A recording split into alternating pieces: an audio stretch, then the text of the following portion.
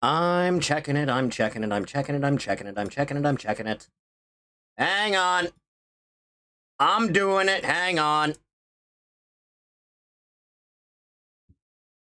Is it here? Is it real? Is God real? I'm doing it. I'm doing the thing. Wowzers. Huh. How are we all feeling, Chathany? That's just funny is what that is. What caused it? No idea. It says there's no restrictions on it. Did God specifically decide to strike me down? Is that what happened? Is that what I'm gathering? Because I'm looking at it in the thing and it says no restrictions. So, no clue. No idea. No clue whatsoever. Huh. Now that is an odd one. Kill match with Jim Cornette.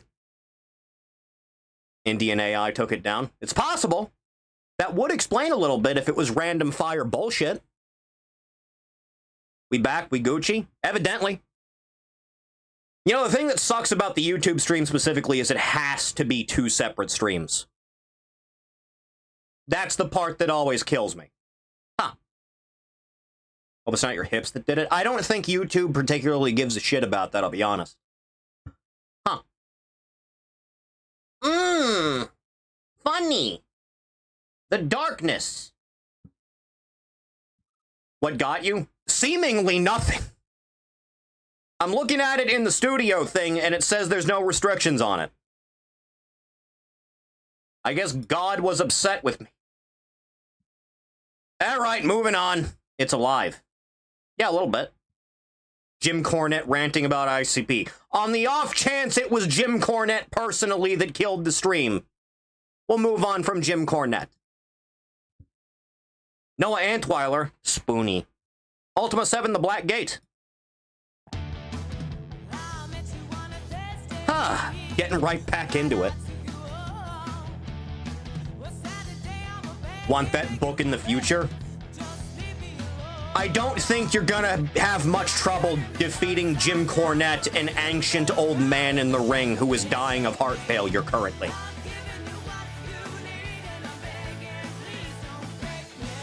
Hey, this is my thing. No, it's my thing!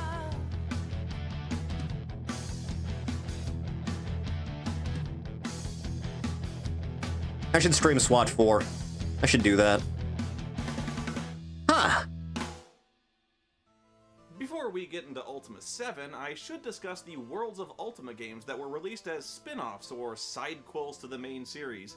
They didn't really have anything to do with the main story. Although you're still the Avatar, you're cast into situations that spin-off material have nothing to may or may not even be canon. British or the Virtues or anything Ultima. They're called Savage Empire and Martian Dreams, which respectively put you in a very Doc Savage pulp fiction jungle safari and a steampunk. It's nice to have a change in scenery once in a while, right? Characters from history and literature. But I don't have any plans to review those games in detail because, embarrassingly, I never played them. For a couple of reasons. Back even when they were new, copies of those games were pretty hard to find, and it's only lately that I've been able to track down copies online. The other reason I never played them, and I admit this is every bit as childish as when I mentioned it before, but they're both based on the Ultima 6 engine of gameplay, which I hated.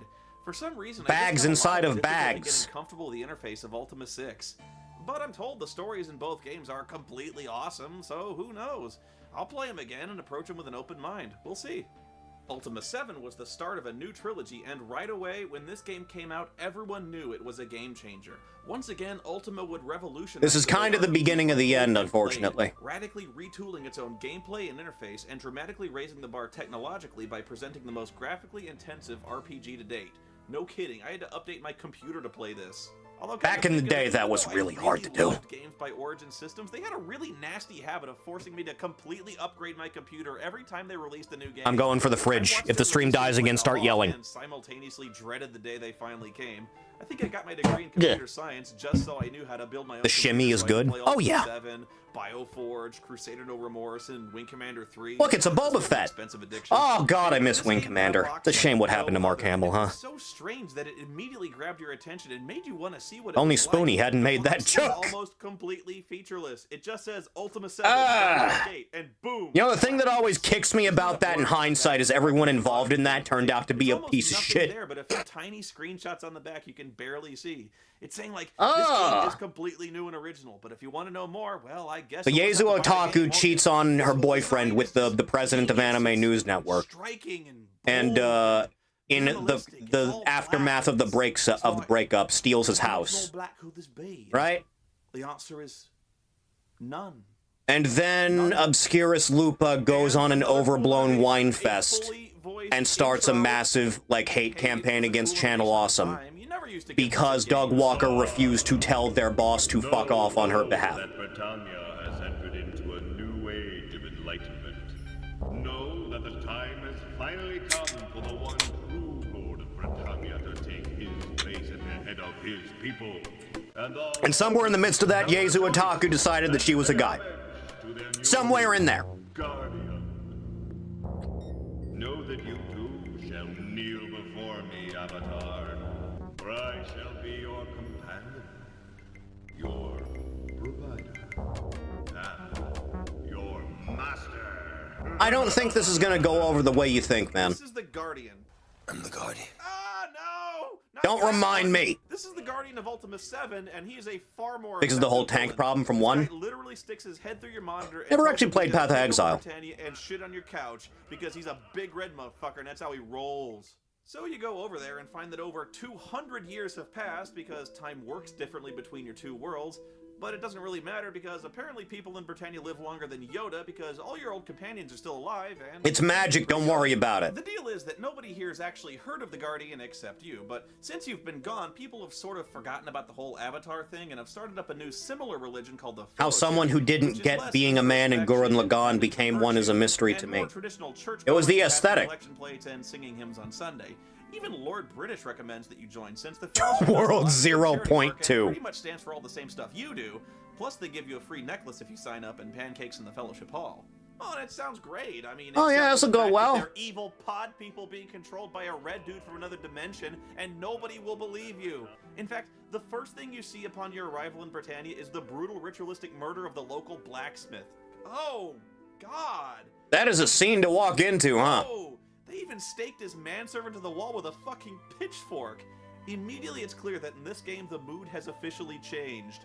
Shit just got real. And you better believe this stirred a lot of controversy back in the day. This was more graphic and brutal gore than had ever really been shown in an RPG up to this point. I mean, Jesus, this is stuff you'd see in the movie 7.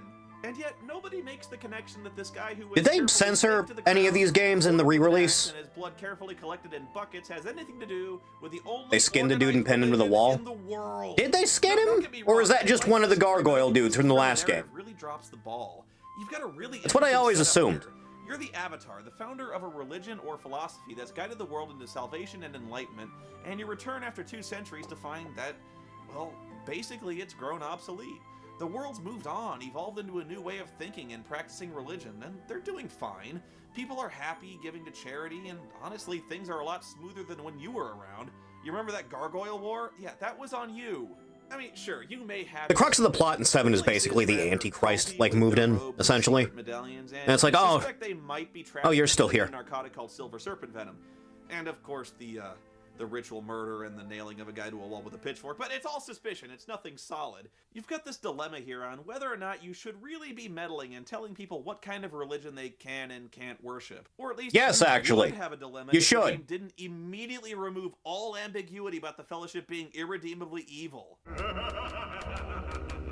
There's no surprises here. From the beginning, the game just outright tells you these guys are the villains. The first thing I wanted to do was to kick down the door of the Fellowship Hall and start beating some answers out of dudes, but of course, you can't do that. You have to follow the breadcrumb trail of clues through the whole game, which leads to the Fellowship, but way to ruin the suspense here by having this guy appear and twirl his mustache at you.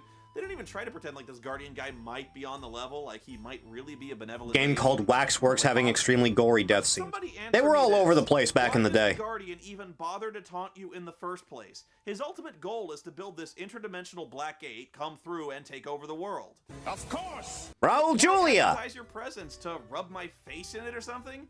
Wait until after you've won, dude. If you'd never said anything, I'd never have known you'd taken over Britannia until it was way too late. I'd still be looking for that sumbitch who stole my Xbox at the end of Ultima 5.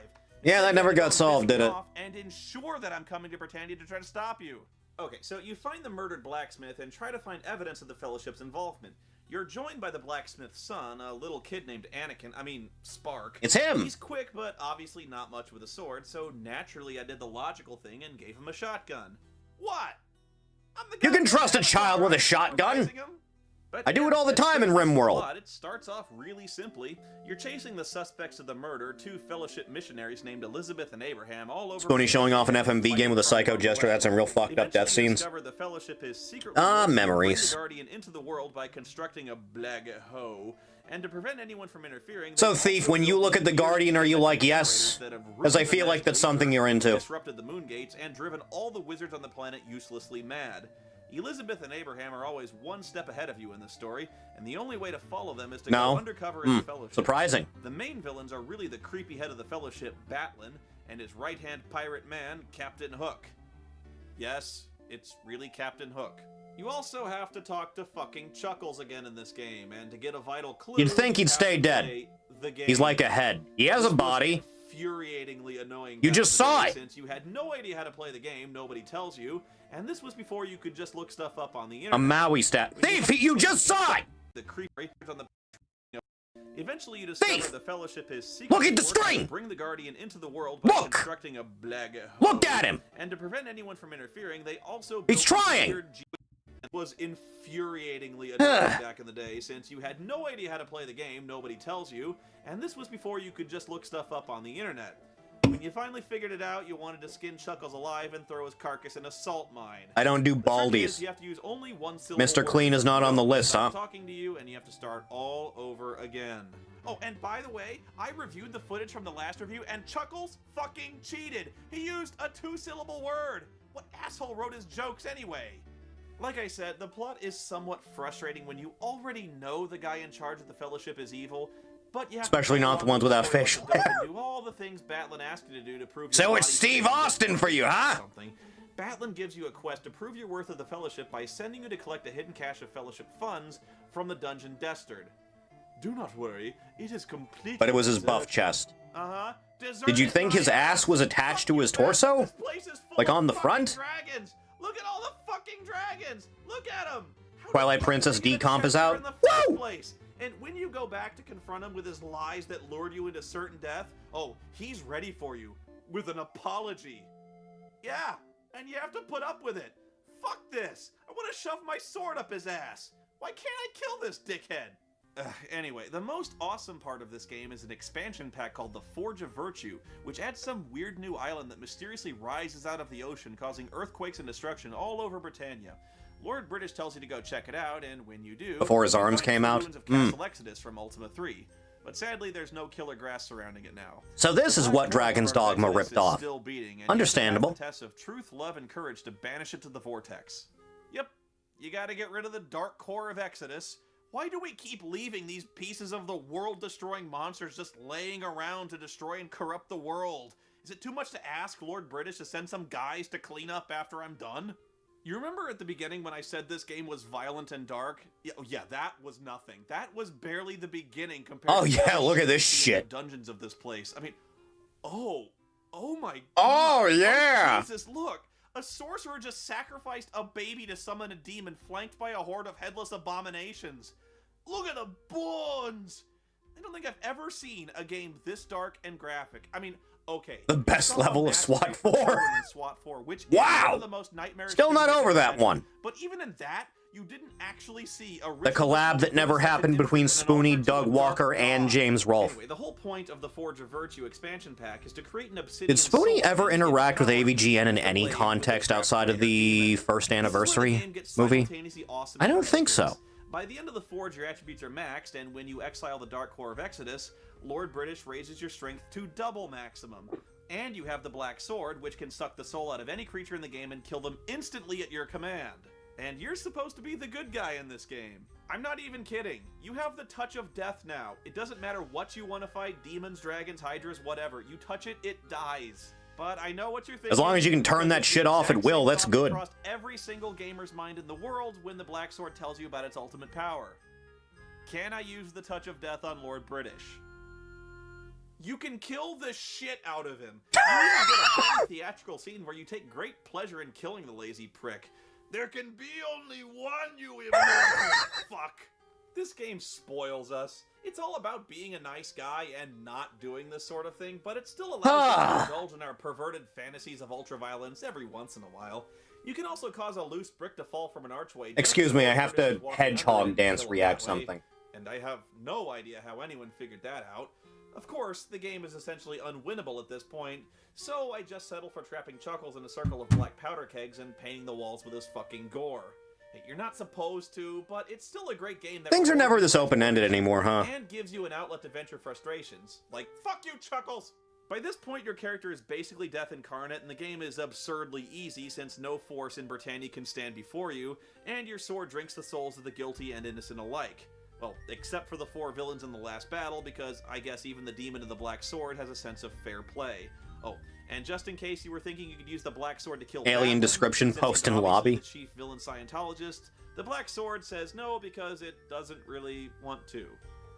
So I can kill Lord British and make the game unwinnable, but killing the villain, which is logical, I can't. Oh, jeez, cute. Speaking of being godlike, the game still gives you the option of casting the Armageddon spell, which kills all life on the planet except for Lord British and Batlin for some reason. I just don't get this. Why would it? Games should let you fuck yourself over more these days. Nothing does it anymore. Everything has to be too coddling. You do it. Why in the hell would another wizard sell you the Armageddon spell? Why would you sell a deranged religious Goddamn Bethesda essential NPCs. It's not worth the money if you never get to spend it. There's a lot of weird stuff in this game, too. I mean, whacked out loads of Easter eggs. If you go to Serpent's Hold, you'll find that every character there is the crew of Star Trek The Next Yeah! The second best weapon in the game is a gardening tool called the Hoe of Destruction. The Hoe of Destruction. All hoes are destructive. Serious. Hey, don't underestimate the lethality of garden tools. You remember that pitchfork that nailed the gargoyle to the wall? I call that one the Pitchfork of Annihilation. But the Hoe of Destruction story? It gets better. You find the magic hoe in the toolshed of a guy who lives near the crash site of a Kilrathi starfighter from Wing Commander. Yeah! I'm so not even kidding about this. This guy tells you all about the crash, mentions the Kilrathi by name, implying that not only the Wing Commander and Ultima series exist in the same continuity, but this must mean the Kilrathi are actually the dudes in the TIE fighters you were shooting down to become a space ace in Ultima 1. I know, right? I just blew Howard. my own mind. And no, you can't just hop sorry, I'm allergic to cameos. around, although that would pretty much make this game the most awesome thing ever. There's also loads of nudity and sex in this game. It's weird. Yeah, there You is. never used to see this in games. Not only is there Thank a you. bizarre nudist colony, Probably gonna living happen inside a again. cave of giant bees. Didn't I start off this review by saying how much more mature and sensible this game was than Ultima 1? So anyway, yeah, there's a family of nudists, and they live inside a cave of giant bees. One place I'd think you really wouldn't want to be a nudist, but aside from that, you can... Honestly, I don't get nude beaches, man. That's just asking for trouble. The sun's gonna kick your ass. On the other side, you can actually go to the brothel and have the male pirate prostitute Roberto polish your mizzenmast. I'm not sure how prostitution fits in with the 8 virtues, but this has to be a landmark in gaming. Being able to play an openly gay character in an RPG? It's something anyway. There's also a flying carpet hidden in the mountains. Best way to travel in the game. And I know it seems like nitpicking, especially after mentioning the Kilrathi starfighter, but it always makes me laugh that the flying carpet comes equipped with 8 bucket seats. I can show you the world. Goddamn Disney! Eh. Just stop that for a second. I really liked this Okay, we're game fine. back in the day, but it definitely helped that I Sound bought the fun. strategy guide, Then you because find out the otherwise I type of would've people never that go to figured out nude what the hell I'm supposed beaches. to do. The quests are so complex. Ah, that one looks like the Blob. What you're doing and who you're doing it for, and there's no journal feature to remind you. Why does that one look like Skeletor? Each step in the process is littered with a dozen more sub-steps and favors you have to perform for everyone you meet. For example, the Guardian has set up these magic generator devices around the world to disrupt the ether, screw up the moon gates, and brainwash the weak-minded. But to destroy them, you first need to contact the Time Lord. No, not that one. But let's just take this one step as an example. You have to contact the Time Lord so we can tell you how to destroy Every beach is a nude beach if you're brave enough. First, you have to play the game with Chuckles. I don't think the law would like that. The fortune teller tells you to ask the Wisps, who are extra-dimensional beings who know where the Time Lord is. But you can't talk to the Wisps because they only communicate with a woodland race of Ewoks known as the Emps. But the Ewoks won't talk to you until you give them honey, which is their favorite food. And the only way you can get honey is to go to the Cave of Giant Bees past the nudist colony. To get past the bees, you need smoke bombs from a local hunter. You use the smoke bombs to get the honey, you give the honey to the Ewoks, but they still won't help you contact the Wisps until you get permission from their leader. And the leader won't give you permission until you convince a nearby group of loggers to stop cutting down the silverleaf trees. So you stop the loggers, the Emps give you a whistle to talk to the Wisps. So you find the Wisp, blow the whistle, and talk to the Wisp, but the Wisp won't tell you where the Time Lord is for free. You have to trade him a notebook of a famous Britannian sage named Alagnar. Every single step. You can tell him the answer to life, the universe, and everything, which you can only find out from a guy named Cain in Skara Brae. But Skara Brae was wiped out by a lich and is also turned into a land of the walking dead. So to talk to anyone who's dead, you need the Seance spell. The island is also conveniently surrounded by giant white monoliths of rock, and there's no place to land your carpet. So you have to go on foot and pay the undead ferryman. Only a ghost named Cain knows the answer to your question, but he won't talk to you until you destroy the lich. The only way to destroy the lich is to imprison it. It's so much shit, man. But to get the cage, you need to convince the ghostly blacksmith to finish making it. To do that, you need to find his wife's ring. She only gives you the ring when you play your music box. When you give the smith the ring, he agrees to make the cage, but first he needs an iron rod. So you give him a rod, he gives you the cage, but now you have to enchant it. To enchant the cage, you need to make a special alchemy potion. Put the lich in the magic cage, dump the magic potion on him to kill the lich. But then you need to find someone willing to sacrifice themselves to destroy the lich's well of souls, forcing you to... This is all for one quest, by the way. Tells you there are no answers to life and death. You tell Alagnar this, who says you can have his notebook. Actually, he says you can have the key to his warehouse, which has the notebook in it, which of course is a labyrinth full of bullshit teleporters and secret doors. You find the notebook, give it to the Wisp, who tell you the reach of the Time Lord. You have to drop your Orb of the Moons one step to the northwest, but you don't have an Orb of the Moon, so you have to talk to Lord Bridge, who gives you a spare. There you go.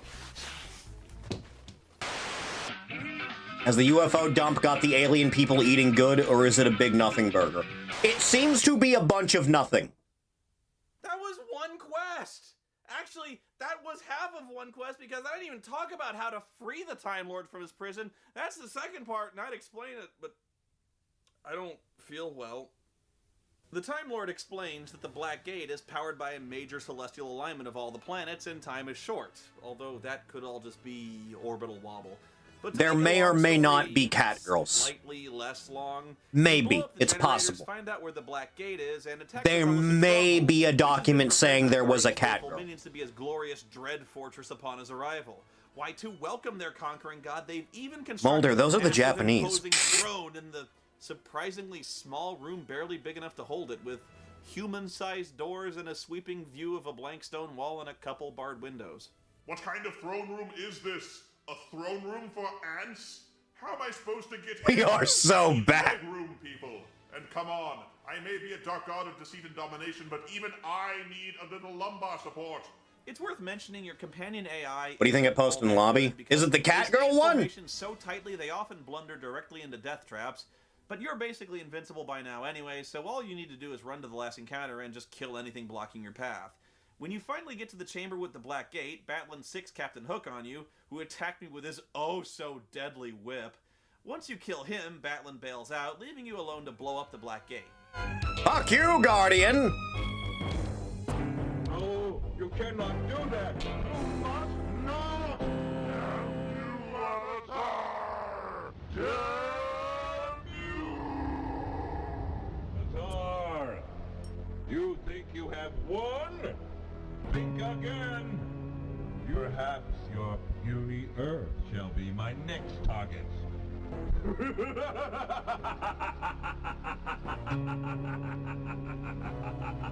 Dude, what's the matter with you? Stop telling me your evil plans! If I know what they are, I can stop you!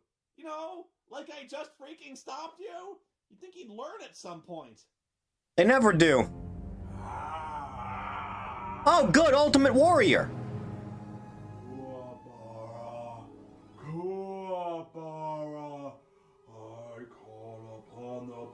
What the fuck? What? Is it dead again?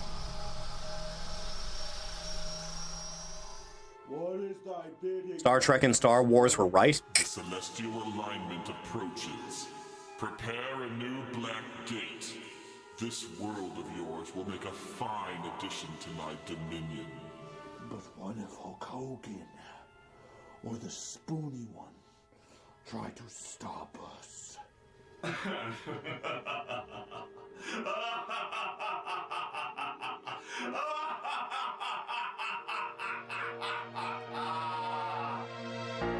And so begins the new era. God.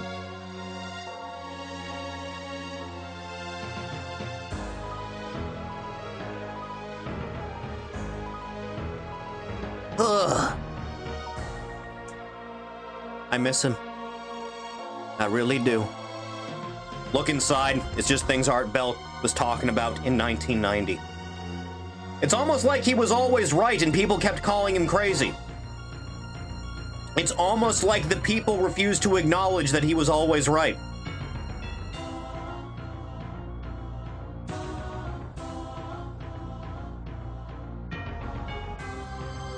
Ah, Christ.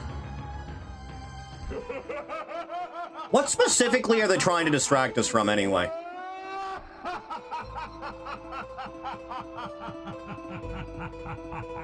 That looks like Callie from SWAT Cats. That's what you want, huh? Very specific. Why the fuck would you autoplay to the next one? Oh, no, we're not doing that. Why is it only Spoony that does this? Huh. Anyway.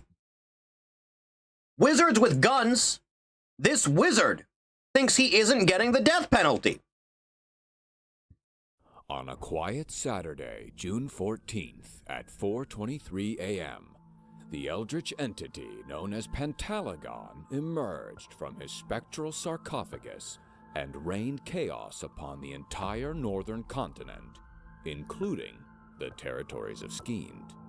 Eyewitnesses claim that the stars were blotted out in an unholy darkness as blood rained from the skies and fire erupted. Blood rain's from pretty the metal. deep. The resulting epic of pandemonium and terror was thereafter known as the Great Thaumacism. Thief gets Big the Cat. It's what he deserves.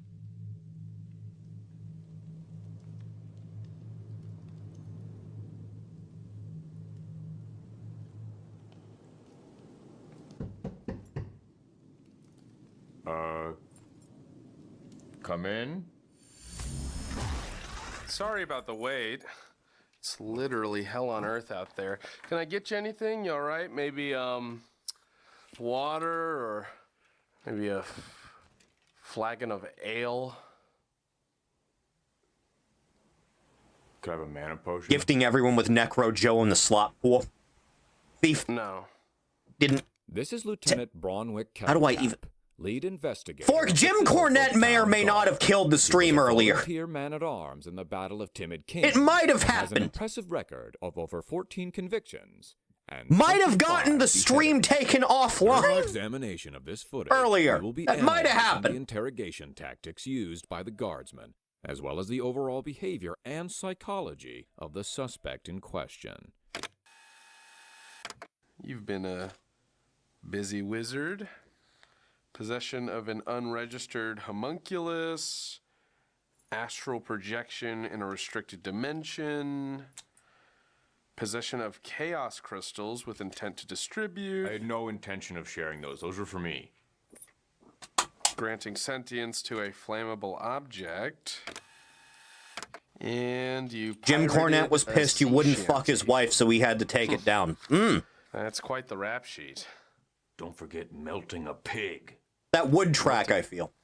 I didn't see that here. Oh. Nancy This Reagan, is Betty Trace Crocker looking Magistus bitch. Thorpe, also known as the Wizard Magius. Disgraced Two mentions of member the homunculi in a Round day. Council. Well, it is a Already strange on world, isn't it? probation with the Shadow Star Alliance and wanted by the Mad King for crimes against insanity, he's about to find himself in some seriously hot cauldron water. Anti-magic manacles, pal. Not gonna work. I need someone that looks like Envy to take my stress out on. Same. Silent. Jim Cornette strikes any video that doesn't involve someone else and his 800-pound pig wife having intercourse. That does sound about right for Jim Cornette. That does sound correct. Doing a potion?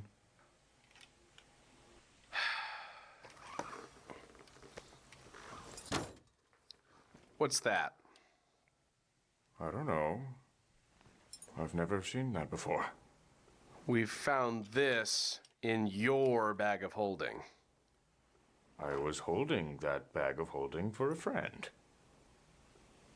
It's the Obama-nomicon. One of the 12 forbidden tomes.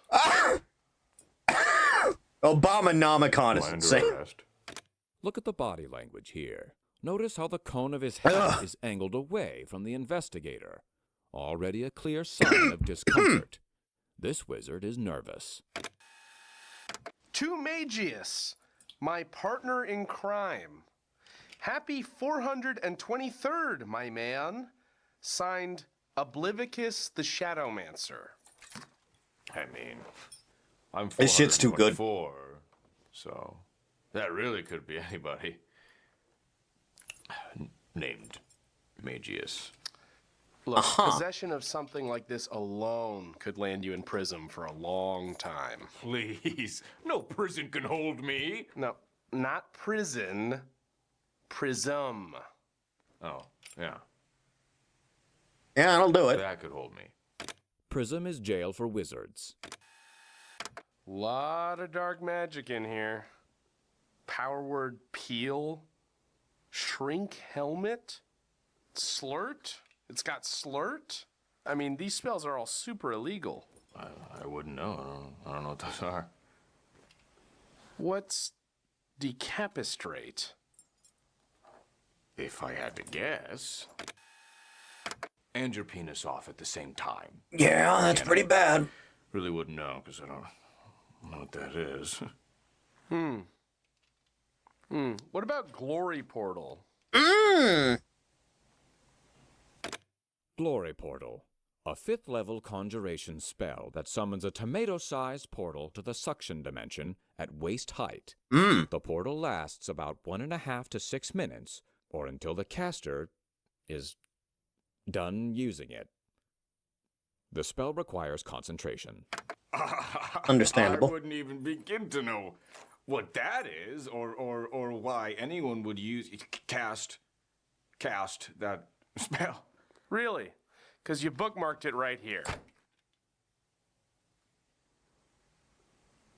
I've never seen that bookmark in my life. The guard is getting nowhere and will now need to apply pressure using a number of sophisticated psychological techniques from his investigative tool belt. You like They're that? doing this Like to me big next pliers week. On your hand? No! Okay, here's a hot poker. By allowing the pliers to remove the suspect's fingernails and also jamming a hot poker into his head, the investigator has subtly changed the atmosphere of the room. Seen a purpose-made ever so bookmark slightly outside of increasing the school? chances of a When I was a confession. child, I used to make them out of glue. Using a rudimentary All right, method good. involving the top of a Now little we're getting box. somewhere. So Forensic what is it you psychologist, do so I can say exactly after for the 8 lab hours of council? interrogation, the suspect scratched his balls. This indicates he killed 107 people. basically a And have people act like I'm a real scribe. professional. Really? Because it says here that you're in charge of a pretty important artifact. A Tharxian warding crystal? I can neither confirm nor deny that. I mean, we have ways of finding out. Okay, like you have the mana to cast Cone of Truth. But you legally have to tell me if you're casting Cone of Truth. That's the law. This is false. A deputized Teravian guardsman is legally allowed to use deception when casting Cone of Truth. However, he would technically also be inside the Cone You don't of scratch Truth your balls after and 8 would hours of therefore interrogation. They be call it unable to inhuman lie. psychopath behavior. But if he could, he would totally be allowed, legally speaking. The suspect begins to But cry. most guardsmen would This just put shows a he's hot sad iron on about his being caught. pinhole. So, it'd be pretty You know that bad if meme of something the kid that they have in happened to your lockup and he just artifact, never right? says anything for like 8 hours straight? nothing happened. That didn't work, right? But Like, they even locked if his something ass up, did, right? I think it'd be fine. It would not be fine. There are exactly 8 Tharxian warding crystals, each placed at the top of a tower, guarded by the highest-ranking wizards of the Round Council. These towers are perfectly positioned to form a gargantuan magic circle. When activated, this circle forms an arcane bond strong enough to seal the spectral sarcophagus. They can lock you up for 2 to 3 days in an interview room. That alone usually works. Pentalagon. You know, fair enough. Even one of the crystals were to be destroyed, or simply removed from its tower, the spell would be broken and Pentalagon would be free to bring about the Thaumacism. Yeah. And no, I don't mean Outlaw nothing Star. bad. I miss Aisha Clan. And you're sure nothing accidentally happened to it? Yep.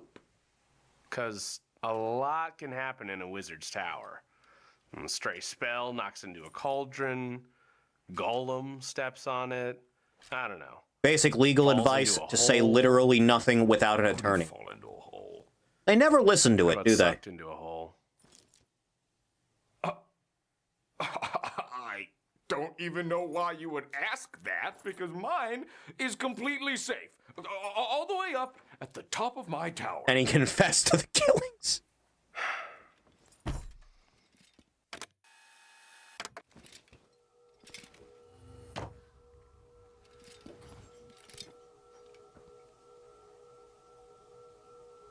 Found that in the suction dimension.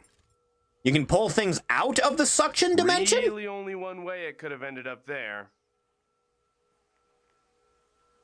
How do you think that happened? I don't know. Could have been like a glory portal? What? Probably a glory portal. Huh. Oh my god! Are you Mages. seriously suggesting that I'm some sort of vile pervert who would summon an illegal portal to a realm of infinite suction of unlimited torque? Just so I Magius. can what? Just jam my little wizard dingus in there, get my magic rocks off, and in the process, I maybe accidentally made the portal a little too big, made it a little too strong. that's It not- sucked up all my magic shit, including my artifact, because that did not happen. That's exactly what happened. Shortly after this interrogation, authorities were able to confirm this very narrative through eyewitness testimony of an unlicensed homunculus, along with this subpoenaed footage from Magius's orb. This is why you always make sure the webcam is covered when not in use. Always. Unfortunately, The suction dimension is where all modern writers come from. This would explain a few things. You're right. That's ridiculous. Yeah, good. That accident didn't happen. Great. Because I think you did it on purpose. What? On the night in question, Couldn't stop mere telling her hours lie to the before interrogator. Thaumacism began, Oblivicus the Shadowmancer was seen in attendance at the bone spire of Galatrax the Defiler, where the two of them raised an undead horde. The horde then immediately bent to the will of the far greater nearby evil, Pentalagon. The investigator is now attempting to claim Magius was present during these events. Women lying in order shocked. to cement I think I him as a quote dark retweeted that knave thing that Iron Mouse did. establish a You know, that motive stupid of thing, and I was like, wow, a intentionally woman was wrong about something. Pentalagon. Nice try. You almost got me with the whole pervert and denial act. Right. You monster. I'll have you decapitated for this. Well, hold on. Knowing what we know now, the guardsman is mistaken.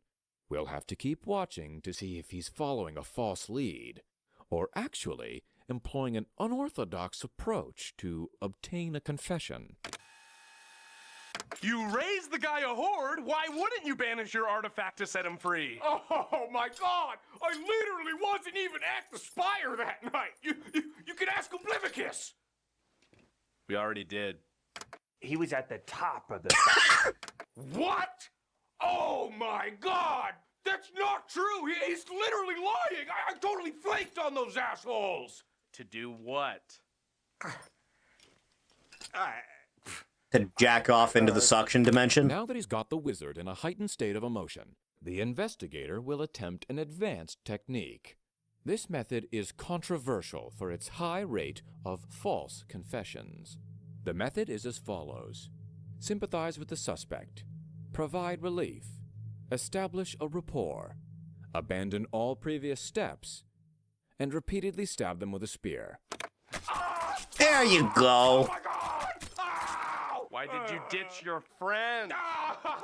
Okay, fine. I was doing the glory portal. I swear it was an accident. You were right the first time. Yeah, right. Ah! I don't believe it. I swear! I just wanted to get my wand wet. I haven't felt the touch of a wench in ages. I was lonely, okay? I was weak. What do you want me to say?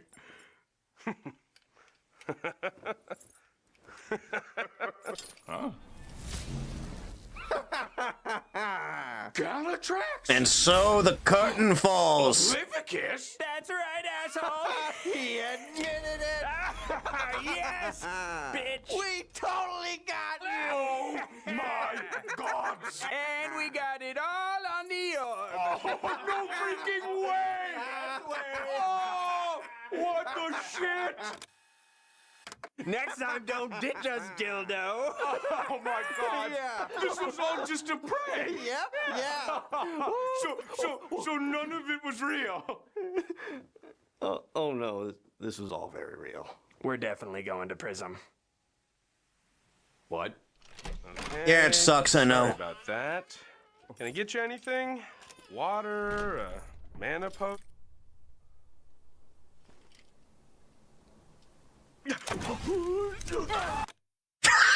Mobius and Galatrax were sentenced to 2 years in prison and 1,000,000 years in Prism. Oblivicus was rushed to the nearest commune of clerics, but fell off the cart in transit and was cut in half by a wagon wheel. Yeah, that's what happens. Kettlecap was polymorphed into a chair. He is still a chair to this day. That's a rough fate. That's a rough Granting one. sentience to a flammable object. That was great. Casting Thunder Sphere in a residential hamlet. Ah. This one just says you. People mentioned the game devs stole- were already open about Gen II before sponsors. There. You believe that either Mouse lied to keep her virtue signaling while keeping the money, or her agent lied to her. I find it more likely that she knew and didn't say anything beforehand, and it only became an issue when Twitter's mob shit turned on the game. In like the first swoop. Go to youtube.com or click the link below. That is my understanding, at least. Also, chat, I need to piss really bad, so I'll be right back.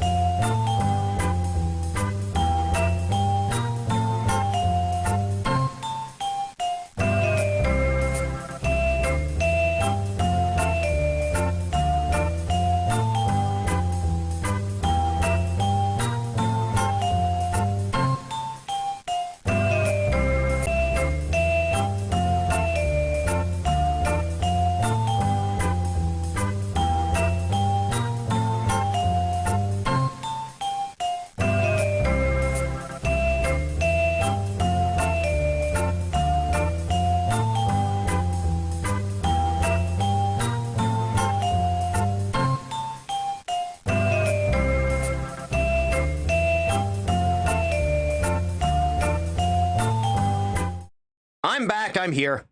Huh. Jesus. Wah. Huh. Wah. Blah. Ma. Ugh. Christ. So my whole understanding about the situation is what I already said, right? It's like, it probably already knew, didn't think it was a big deal, that there were a few billboards that were generated by AI in the game, and then the initial psychos that are, you know, as essentially vegans in the way that they behave, had an initial wave of fuck this game and anyone that plays it, which that instantly becomes, I do not support this, they lied to me, right? It's deceptive as a means of deflection. And then no one that watches her will ever call her out for it because they feel bad for her. It's a fandom that does nothing but coddle the person that they watch. So poor behavior is never corrected. I'm not saying the broad's a horrible human being. I'm just saying have some fucking dignity. Christ. Crippledness is a shield. Ugh. I don't even think it's like intentionally malicious thing to do. Because, like, I get life being generally shitty for you. I get that. So you don't want to have to deal with any negativity whatsoever. So I get the mindset you would follow to hit all of those steps in stride, considering. Doesn't fucking make it right. You should know better, especially at your age, for God's sake. Should I leave the Jim Cornette video in the thread for another time just in case it was a one-time thing? Speaking of, let me check if there are any things that it's claiming for before the stream had to be split. YouTube Studio. It still says no restrictions. It still says no restrictions. Yeah. No clue. No idea. Yeah, well, moving on. Shades of Slay. That time Sir Terry Pratchett modded Oblivion. Hey, before I move on, by the way, the same kind of thing happened because all of those girls in their friend group is into Lolicon. Every single one of them. I remember explicitly Melody following Mantis X on Twitter back before his first account got, like, nuked from orbit. And yet none of this is ever brought up anytime Twitter brings it up. Never mention it. Because it's easier for them to just not say anything than to be open and honest about their interests. This is the bed you lie in when you try to appeal to the lowest common denominator of people that think they're saving the world.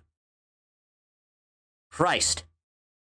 Sometimes you come across a story that surprises you, that sticks with you, that inspires Spilled you my to drink on myself and spent 10 minutes cleaning. What did I miss? That I sucks, man. I'm sorry to hear that. To the person who did the legwork on this story and the creators involved. Therefore, I'll be linking the original article in the pinned comment as well as the mods I'll be discussing. Chat, do the Euros fall into left-wing leaning white guy voice territory, or is that something exclusive to the Americans and the Canadians? Oblivion to one of the most beloved fantasy writers of our time. Terry Pratchett, the man behind the Discworld series, really enjoyed playing and, even more remarkably, contributing to modding Oblivion.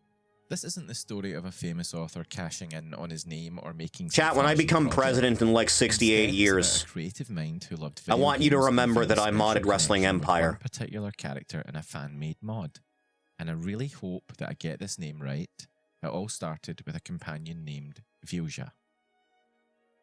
But before we get into that, let's take a look at Terry Pratchett's love for games in general.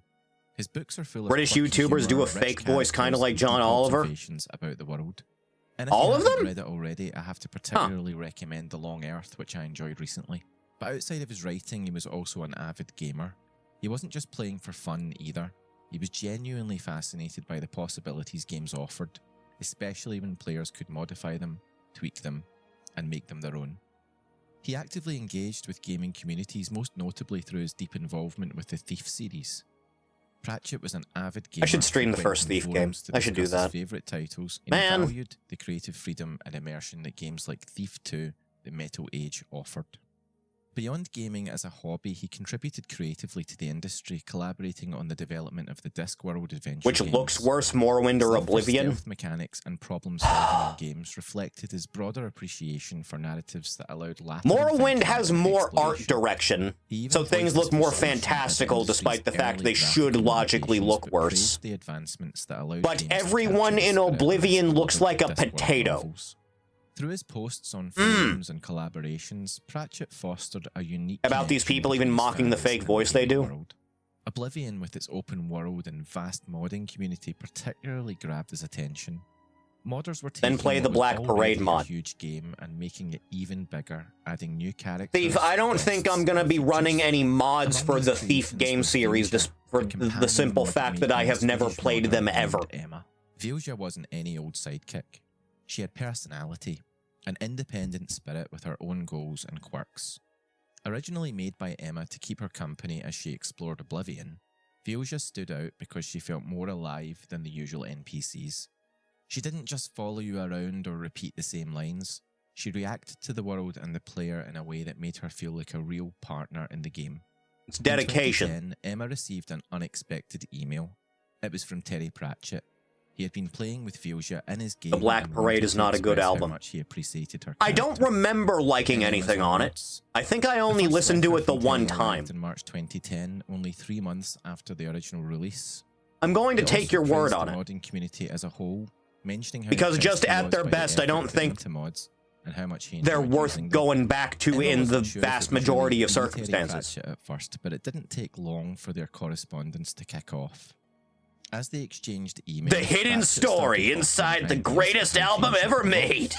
One of his early suggestions came from his 16 million experience wandering through views! Goblin dungeons. Similar to his interest in stealth in the Thief games, he wanted to explore without having to fight the goblins. He wasn't interested in the violence. Emma took this idea and created a goblin peace amulet that allowed him to do just that. Now, why was Terry Pratchett so interested in goblins? Goblins in Oblivion aren't the most memorable creatures on the face of it. They're not grand The hidden villains or story within the epic album bosses. that beats you over the They're head like with its background internal noise, story. a standard obstacle for players to hack through on their way to bigger treasures. But Terry Pratchett didn't see them that way. He was curious about them, drawn not to The hidden illusion, but to story the in a mystery. song of ice and He fire. wanted to understand these creatures, to observe them without violence, to see their Not interested in behavior violence, and sounds culture clear to me. without needing to wield a sword. Pratchett's curiosity was deeply reflective of his approach Take to Wendigo, never storytelling. listen to 50 Cents, Get In his Rich or Die novels, he often Trying. explored the forgotten, the Yeah, overlooked somehow don't themes think that of one slid across his Goblins repertoire. of Oblivion, with their Don't think crude that one ever camps came and across the strange desk. Social structures must have felt like a puzzle to him. One that went unnoticed by most players, but one he was determined to solve. He wanted to get inside. Is there anything in Elder Scrolls 1 or 2 that expands on goblins at all? The goblins themselves, Because they have been enough subject to sophistication to use curiosity fire and since construct the game rudimentary came out, stuff for the as sake in of the like having some fantastic sort of video civilization, but they Goblin also World don't by Rennie talk. Down Under, which I highly recommend you watch. And they're like Since it disgusting dives more deeply into the topic. and try to kill you on sight. However, we can have a look at how the goblins in Oblivion worked to get an idea as to why Terry Pratchett might have found them so fascinating. As we've touched upon, goblins are among the most common humanoid creatures in Oblivion. Still finding They spot typically where the live in beard groups, went. inhabiting That is a caves, disaster, abandoned mines, and ancient ruins. The Wasn't there that entrances war to these thing? layers are There's often like marked a with human goblin skulls war and system alien in spikes. Oblivion, I think, These that no one creatures are ever really surprisingly talks about because it sophisticated doesn't members as fucking their matter or ranks and contribute to roles anything within their worthwhile. communities. About half of the goblins in Cyrodiil belong to one of 8 distinct tribes. Yeah, that. These tribes represent the pinnacle of goblin culture in Oblivion, each having its own shaman, war chief, home base, and a unique tribal totem staff. A totem is central to the tribe's identity and is guarded by the shaman, the spiritual leader. Stealing a totem will anger the tribe, but it does not trigger a full-scale war between tribes in the unmodded game, as is discussed in the Goblin Wars video, which, again, I highly recommend you watch after this. Goblin Each tribe culture can be sounds like an identified by a tribal oxymoron. symbol on the right arm of its members. Goblins of one tribe harbour an intense hatred for those of other tribes, though they occasionally tolerate goblins unaffiliated with any tribe. The only tribe without a traditional structure is the Bitterfish tribe, which lacks a war chief, totem, or tribal symbol. Additionally, Goblin Jim, a Breton, serves as the shaman for the White Skin tribe, an unusual situation, as most tribes have a goblin. Chat, would you shaman. let a goblin into your Goblins adventuring demonstrate party? a rudimentary intelligence and culture. Within their caves, various chambers serve different Chat, purposes, anytime from I ever dining run halls to goblins in armories anything, and I make even them religious or aggressively social Italian. gathering areas. Though goblins don't practice agriculture, Like they offensively frequently raid pizza other pasta. Goblin tribes or human settlements for food and supplies. Sorry, hello. Interestingly, they have domesticated rats. Completely new which they mechanics keep no one as will a use, source then of food. completely cut the features they Despite had in the this limited previous games. intelligence, Because goblins Todd are Howard's an extremely idiot. aggressive toward all other humanoid races. They are known to be territorial and rarely leave their lairs unless on a raid. As mentioned, goblins are hostile towards other tribes, and in the game's lore, these tribes often engage in conflicts, primarily... Snack has the right answer. Did I miss what Snack said because YouTube's automod decided to not let me see it? They are only encountered... Goblins over goblins! ...such as the Goblin Trouble side quest.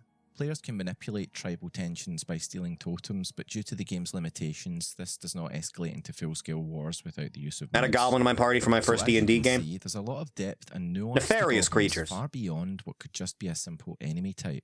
And while it's a shame there wasn't more implemented in the final game, it's definitely something that could capture a gamer's imagination as it did with Terry Pratchett.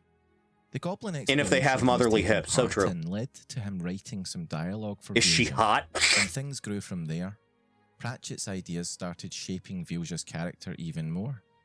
He wasn't content with her They being get the just other a spear. helper. You're not wrong. He wanted Vilja to interact with the world in meaningful ways.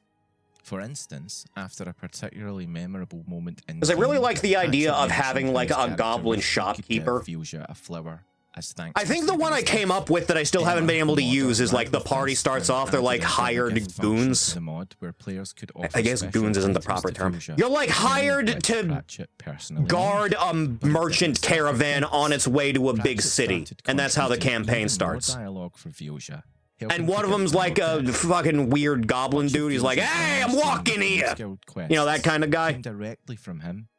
He wanted her to feel like more than a simple follower. He wanted her to have a personality that evolved alongside the player. Ah, you did good to protect my stock. Here's 15 shillings for your trouble. Disease, a condition that affected his short-term memory. Navigating the sprawling world of Oblivion became... You want some more increasingly work? You difficult come for by him. my stall. I Instead got of something giving up lined on up the for game, you. He came up with a solution. He asked Emma and fellow modder... He has to stand on a step stool the whole day. ...if they could create a feature where Vilja could lead him out of dungeons when he got lost. This feature, where Vilja could take charge and guide the player to safety, became one of the most important additions to the mod. It took simple navigation and made it about trust. Just like Sen. was no longer a companion who just followed orders. She became a guide, someone who could step in when the player needed help.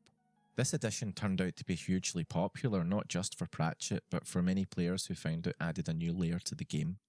In 2011, Pratchett invited Emma to the launch of his novel. Chat, in hindsight, since it's been a while since it came out, is that Oblivion remastered like complete shit or not? The launch took place on a Is there any reason you should play that over just modding Oblivion? That Emma realized how much her work on Vilja, or even just waiting for the mod to come out? Pratchett's friends knew about the game and the mod. It was clear that Oblivion and Vilja had been on his mind a lot during that period. Charles and Emma later reflected on how their collaboration didn't feel like they were just... If cat people aliens exist, there is a non-zero possibility space knife ears exist. Working together to make something special. For me, the interesting part wasn't that we were working with a... Chat, what are the odds the alien stuff that's coming out is just like... truly appreciated the virtual person we were they're just hanging around, and it's not a big deal. Making his life a little better. It's like you're gonna find out tomorrow that like the president of, I don't know, Bumblebee Land is actually like a Plutonian. Explore, tinker, and add his... And they just look not that different. Terry Pratchett passed away in 2015, but his influence on Vilja lives on. The mod is still available for players to download, and Vilja herself has even made her way into Skyrim as a descendant of the original character.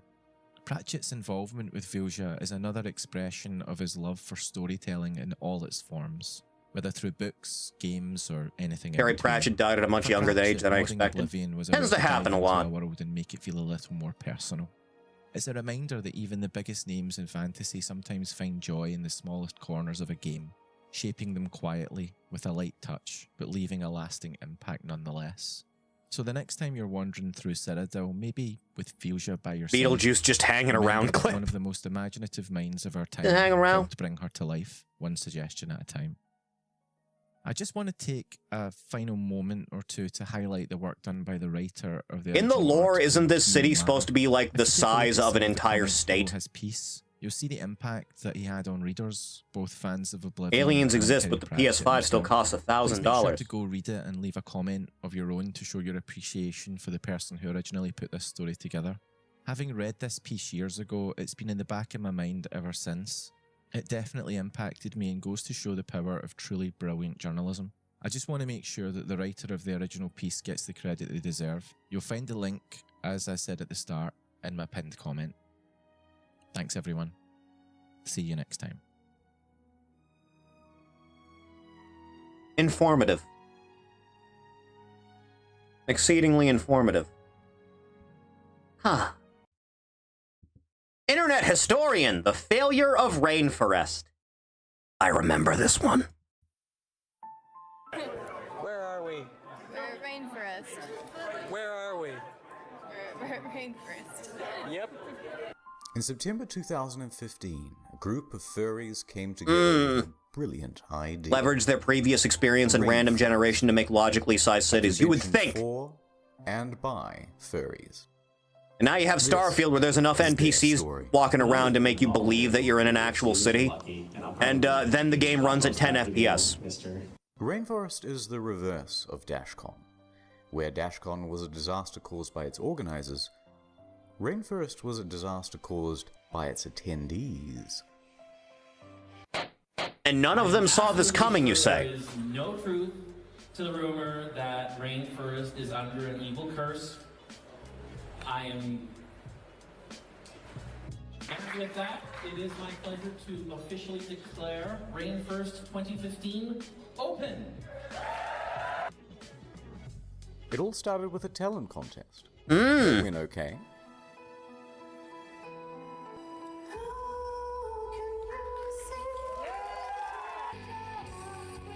You know, this is illegal in most parts of the world. But as the night went on, some started to get absolutely trashed. You don't say!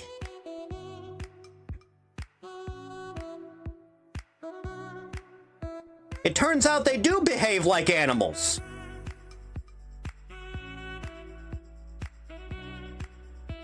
A few hours later, the destruction had begun. Somebody had deliberately loosened the bolt on one of these toilets, so that when the next person flushed, water flooded everywhere, 2.5 inches deep. An emergency plumber was quickly on the scene, but the damage was already done. Water had leaked through the floor and onto the basement servers below. Meanwhile, staff and security are threatening to throw out some of the guests. They had disabled the fire alarm so they could hotbox their room. Oh my. Why is it always a drug Obviously, there are addiction, reasons too? not to do that.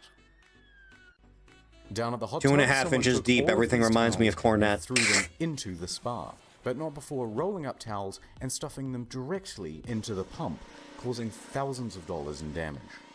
This sounds about right for this place.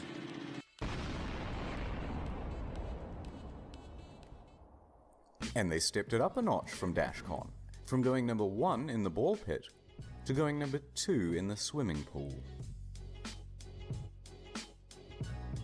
Back at the bathroom, there were rumors that someone had drilled a glory hole into one of the stalls, although this wasn't confirmed. But what was confirmed was It assuredly all happened. 2,000 nitrous oxide canisters just laying around in rooms and hallways. But that was just the start of the drug problem.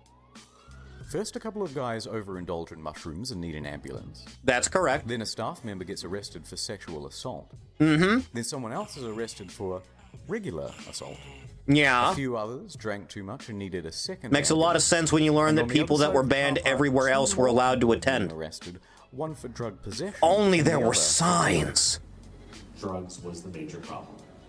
Meanwhile, you have these guys roaming the halls. They call it crinkling, after the noise it makes when they walk around. And yes, You allow these some of people to these live in guys- civilized society, Chad. I want you to the know other that. guests weren't too pleased. Later on, they're just throwing food and diapers in the gardens and stairwells. They were behaving like animals? One thing that's important is we do ask that you guys all be really good back to the hotel. You know the elevator buttons? You really don't have to use your foot. Just unlock. A few hours later. They relaxed the muscles. But that wasn't the end of it. Diapers being found on people's cars. The hotel was left in ruins. 4 to 6 weeks later. The Hilton submitted a letter listing all of the reasons Rainforest would not be allowed at their venue from now on. The hotel damage was understandable. more than all of the other cons combined that year. But it wasn't just the damages. Rainforest was insured and had over 150 grand in the bank to pay for it all. Rainforest was just so toxic that they said, "No thank you, take your money elsewhere." But that left them with a rather large problem, because big hotel chains talk. Absolutely they do. Talks to Marriott, talks to Holiday Inn, talks to Hyatt, talks to Best Western, but there's more. Someone was sending detailed letters to nearby venues, warning them why they shouldn't host the next Rainforest.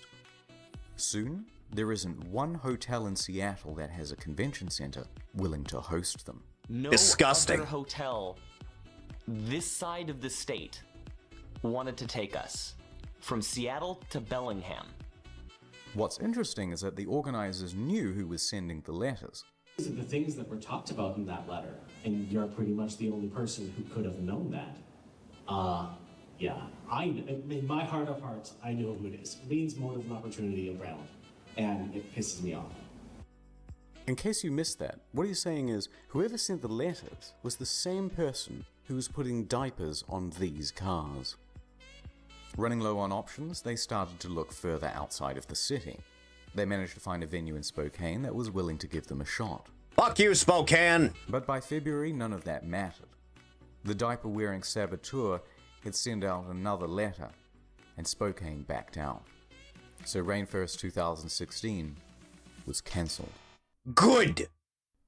And that's the story of Rainforest. So far.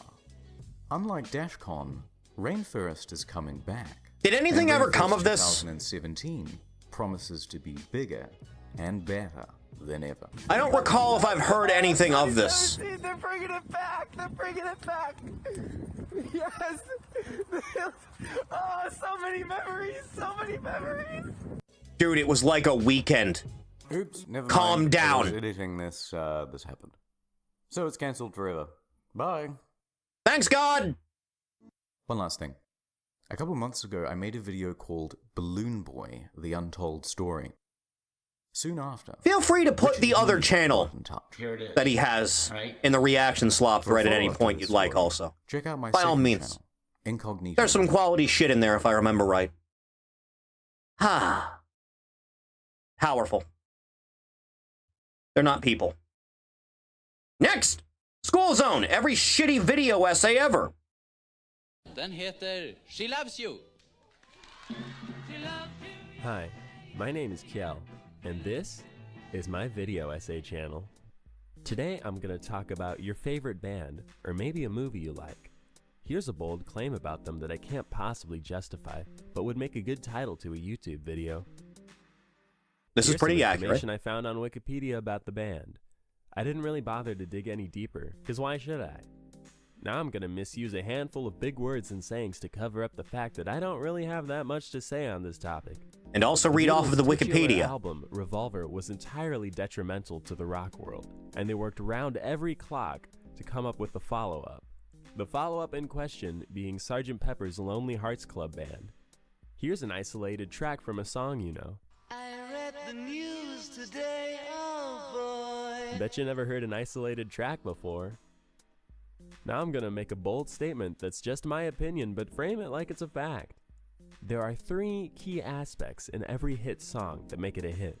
The lyrics, the beat, and of course when all else fails, the guitar. By the way, how about these sexy motion graphics, huh? They're the only thing that's preventing you from realizing this is a 9th grade class presentation. Why am I talking like this? Why is it always the I heard people a that took professor school talk so kinda like this seriously? once. Sounds pretty academic. Furthermore, remember that bold claim that I made at the beginning of the YouTube video? Did you expect me to prove that claim? And that's how the Beatles invented music. I hope you like this thing. Is it an opinion piece in video form? Is it supposed to be like an academic journal? What the fuck is this? I don't know. I have a Patreon. This was mostly quite accurate, I'll be honest. Next! Jesus. So, chat, you remember a few months ago when I told you that Inferno Plus had decided to remake Morrowind in Elden Ring? Yeah, he's still doing that, apparently. This video is dedicated to that one guy that commented that this project was not going to come out, that it was going to take like 10 years, and I was crazy. To you, my man. Enjoy.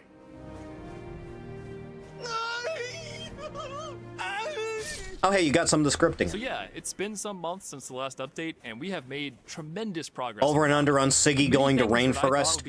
Highly likely, I would say. Entered a fairly playable Exceptionally likely. To go before it's done, but what we have built here is actually really quite interesting, and you know, I'm gonna show instead of tell.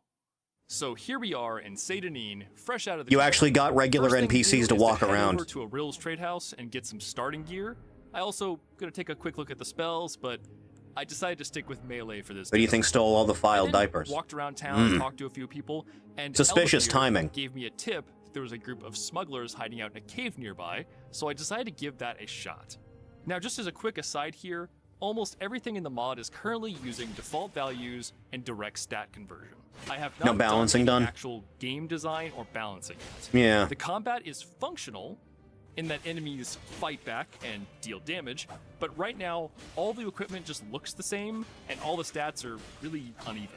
But anyways, we fight our way through the cave and things are going pretty well until I get jumped by a second NPC and dead.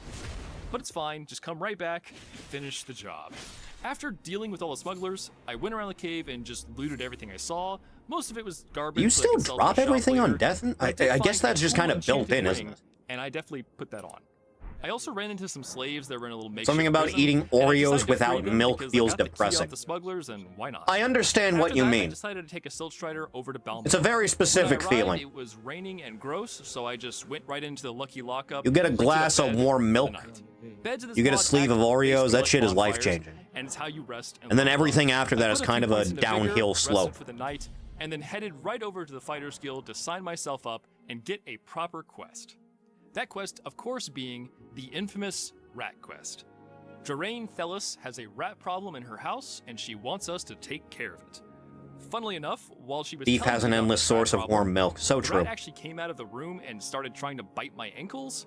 Normally there's an interior door here, but I have those disabled for testing right now, and it just wandered right in. After dealing with the first Weren't you rat, having I headed trouble up to getting her doors to storeroom work and got properly jumped by the two last more time you rats showed as this soon as off? the loading screen ended. Thankfully, the rats. Please write a new wasn't big joke. deal. No! I grabbed my payment from Terrain, turned the quest in, and got myself another one. The local Kwama egg mine has a problem with some smugglers, and it's my job to delete them. Remember, kids, stealing eggs in Vardenfell is a crime. I'm punishable by legitimately death. astonished I head that the south out of map town and looks find as my good way as to it the egg does. mine, and I meet a couple of the miners outside. I get And that yes, a lot there's of this is miners just named ripped E. straight I from know a the YouTuber, port but I'm not of about that. Morrowind. They let me know the names of the two poachers I'm But looking the for. texture and work they is tell me not they're nearly hiding as inside the shitty as mine. you would I think. then wander around inside for a while until I find them, and a battle ensues where I get absolutely dunked on by these two guys. Clearly, I need to gear up a bit better for this. So I do some shopping in town, I buy some potions, a better bow, and I level up a bit by selling loot that I had from the smuggler's cave. This time, things go a lot better, and I'm able to finish them both off. And also, I say hi to the Kwama Queen before I leave. I turn in my quest with Ida's Fire Eye, and then That's decide Thief's to new pick up thing? one more Is quest. it? Some Telvanni agents are causing trouble for the Caldera Mining Company, and they want me to reduce all of their health bars to a number that is less than or equal to 0. So we take a little jaunt on up to Caldera, which goes pretty I'm well gonna make until a I broad cliff assume and just assume yes, the water I is am basically using just there for Warhawks as the flavor base enemy for the and cliff doesn't racer. I am actually do fully much of aware that anything. I will be going to hell for this. You know, in hindsight, it's weird the game doesn't have swimming when Sekiro did, huh? Loitering around. I ask him I guess that would be a bridge too far. Around, and he just, well, he's kind of mad about that. He then proceeds to call me a slur and parry me at the same time. Yeah, sure. That is some fucking totally Chad fine, though. shit. I definitely wasn't salty about that at all. We come back, return the favor to this guy, and head on into the cave, which he seemed to be guarding. Fucking Immediately Unwashed. after going into this cave, I regret it, because 2 more guys appear, and I panic. I run around the corner, and another guy appears, and then I run up some stairs. You never do trying this to in any make of these distance, games ever. and things go Ever for any very reason. badly for me. Bad idea universally. And I think that's a good place to stop, so unfortunately for John Morrowind, this is where his story ends. I think this short little demo here hopefully illustrates just how far this project has come. The shadows actually look pretty The vast majority good. of quests and game systems A are lot now better than I would functional, think. but still very rough around the edges. We've got a lot of work left to do, but the world is starting to feel more alive. So for the rest of this video, I want to showcase a bunch more features that I haven't already shown, and talk about how utterly cursed the development for them has been. But before I talk about code, have you considered maybe learning how to code? Well, today's Not sponsor, really, I'll be Boot.dev, honest, man. is back again to fund my ridiculous I don't think I've projects thought about and getting teach you into guys how to coding write even one nice, single time in my life. My entire channel is basically built on making computers do the funny. So it's no surprise that this is one of my favorite sponsors to have. Software engineering is such an interesting field of work with tons of career opportunities, and Boot's approach to teaching this discipline is, in my opinion, one of the best, by having you write real code and build actual projects. So that way you can, And while like, it may have an seem daunting at aneurysm first, trying to there's nothing figure to out fear, code because for they like a have personalized 2003 AI tutor named RPG. Boots, who is trained on all of their courses. And how to get it So working if you on get stuck modern on a Windows. particularly nasty problem, there's always someone there to give you a nudge in the right direction. And if you aren't a fan of talking to clankers, you can always join the Boot.dev community Discord instead. And hey, if you're still on the fence I about studied it, you can coding actually from go to 2012 to boot.dev right now 2019. and check out tons of Can you their make me videos a and video lesson content game? for free? It's the best way to see if they're hands-on, no-fluff style. Can you make me actually one clicks with your singular brain video game? before you make a commitment. And if you give it a shot and it turns out it's not for you, then no worries. The Boot.dev incest has a guy and then 30-day, also no complain about questions being asked the sleeps with his mother guy. So if you've It ever boggles the wondered what mind, it'd I be like know. to review one of my godforsaken pull requests, sign up for Boot.dev today with the promo code InfernoPlus at checkout. No, and I get can make you a 25% off calculator. your first year. Links in the description. Well, you're better than Add like half over. the planet's So I population. at managed to least. cover a lot of the content in that demo, but there are some random tidbits that I didn't get to, so let's go over those here as well. Recently, I finished a basic framework for the alchemy system in the mod. Harvesting your own ingredients works the same as it does in Elden Ring, and the alchemy system replaces the crafting menu. The recipes for this Decent are change. not auto-generated though, and need to be filled out in JSON files like this. I've written out the recipes for health potions as a test, but I still need a data boy to come through and design actual balanced recipes for every potion in the game. And on the subject of alchemy, NPC services are now generated based on stats and profession, and here's a short list of what they can do. Characters that have the Smith The problem I've always profession had in or general with the way armor stat training allocation can works in upgrade these weapons for you. games is 99 is the Tailor absolute profession can cap, now and tailor and trying to get modify your beyond armor. that requires Characters with the percentage-based alchemist profession boosts. or alchemy training can now sell you It's not like you can get to 99 and then wear something that gives you an extra 40 and that just counts as having 139 or something. And it's just like there's brackets on the side telling you 99, brackets 40. can help you enchant your weapons with Ashes of War. And lastly, characters that offer travel services now, of course, let you travel to locations for a small fee. I've also added the basic structure of persuasion and pickpocketing into the mod, but I still haven't fully built it out. You can probably These upscale a systems good amount are of these textures, I functional, think. But use a 50-50 Easy coin fix. flip to decide if you succeed or fail. Actual stat-based formulas will be designed later on. Another thing that is mostly functional now is crime and punishment. If you just so That's happen just to commit a something crime, you'd have to and work there a are lot to guards get in working the in this whole general thing. area, they will come and arrest you. And I must warn you, if you resist arrest in this mod, you will probably end up in this image.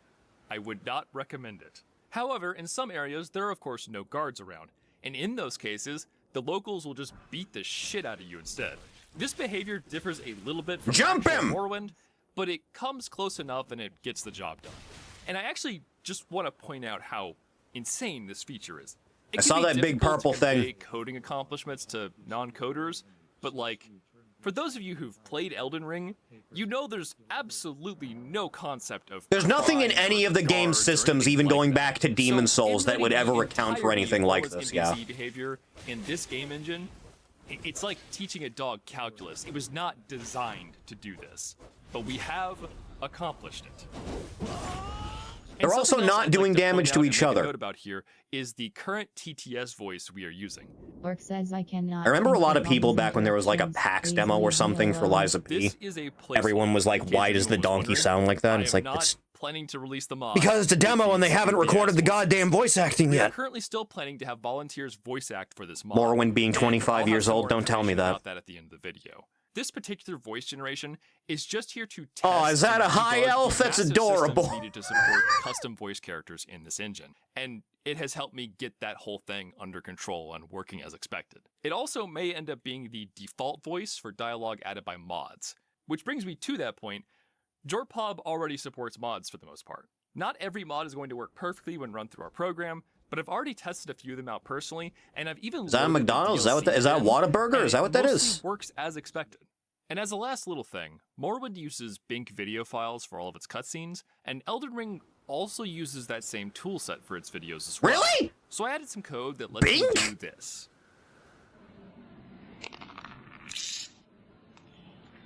The dog! And here's that mod in Morrowind as proof of parity.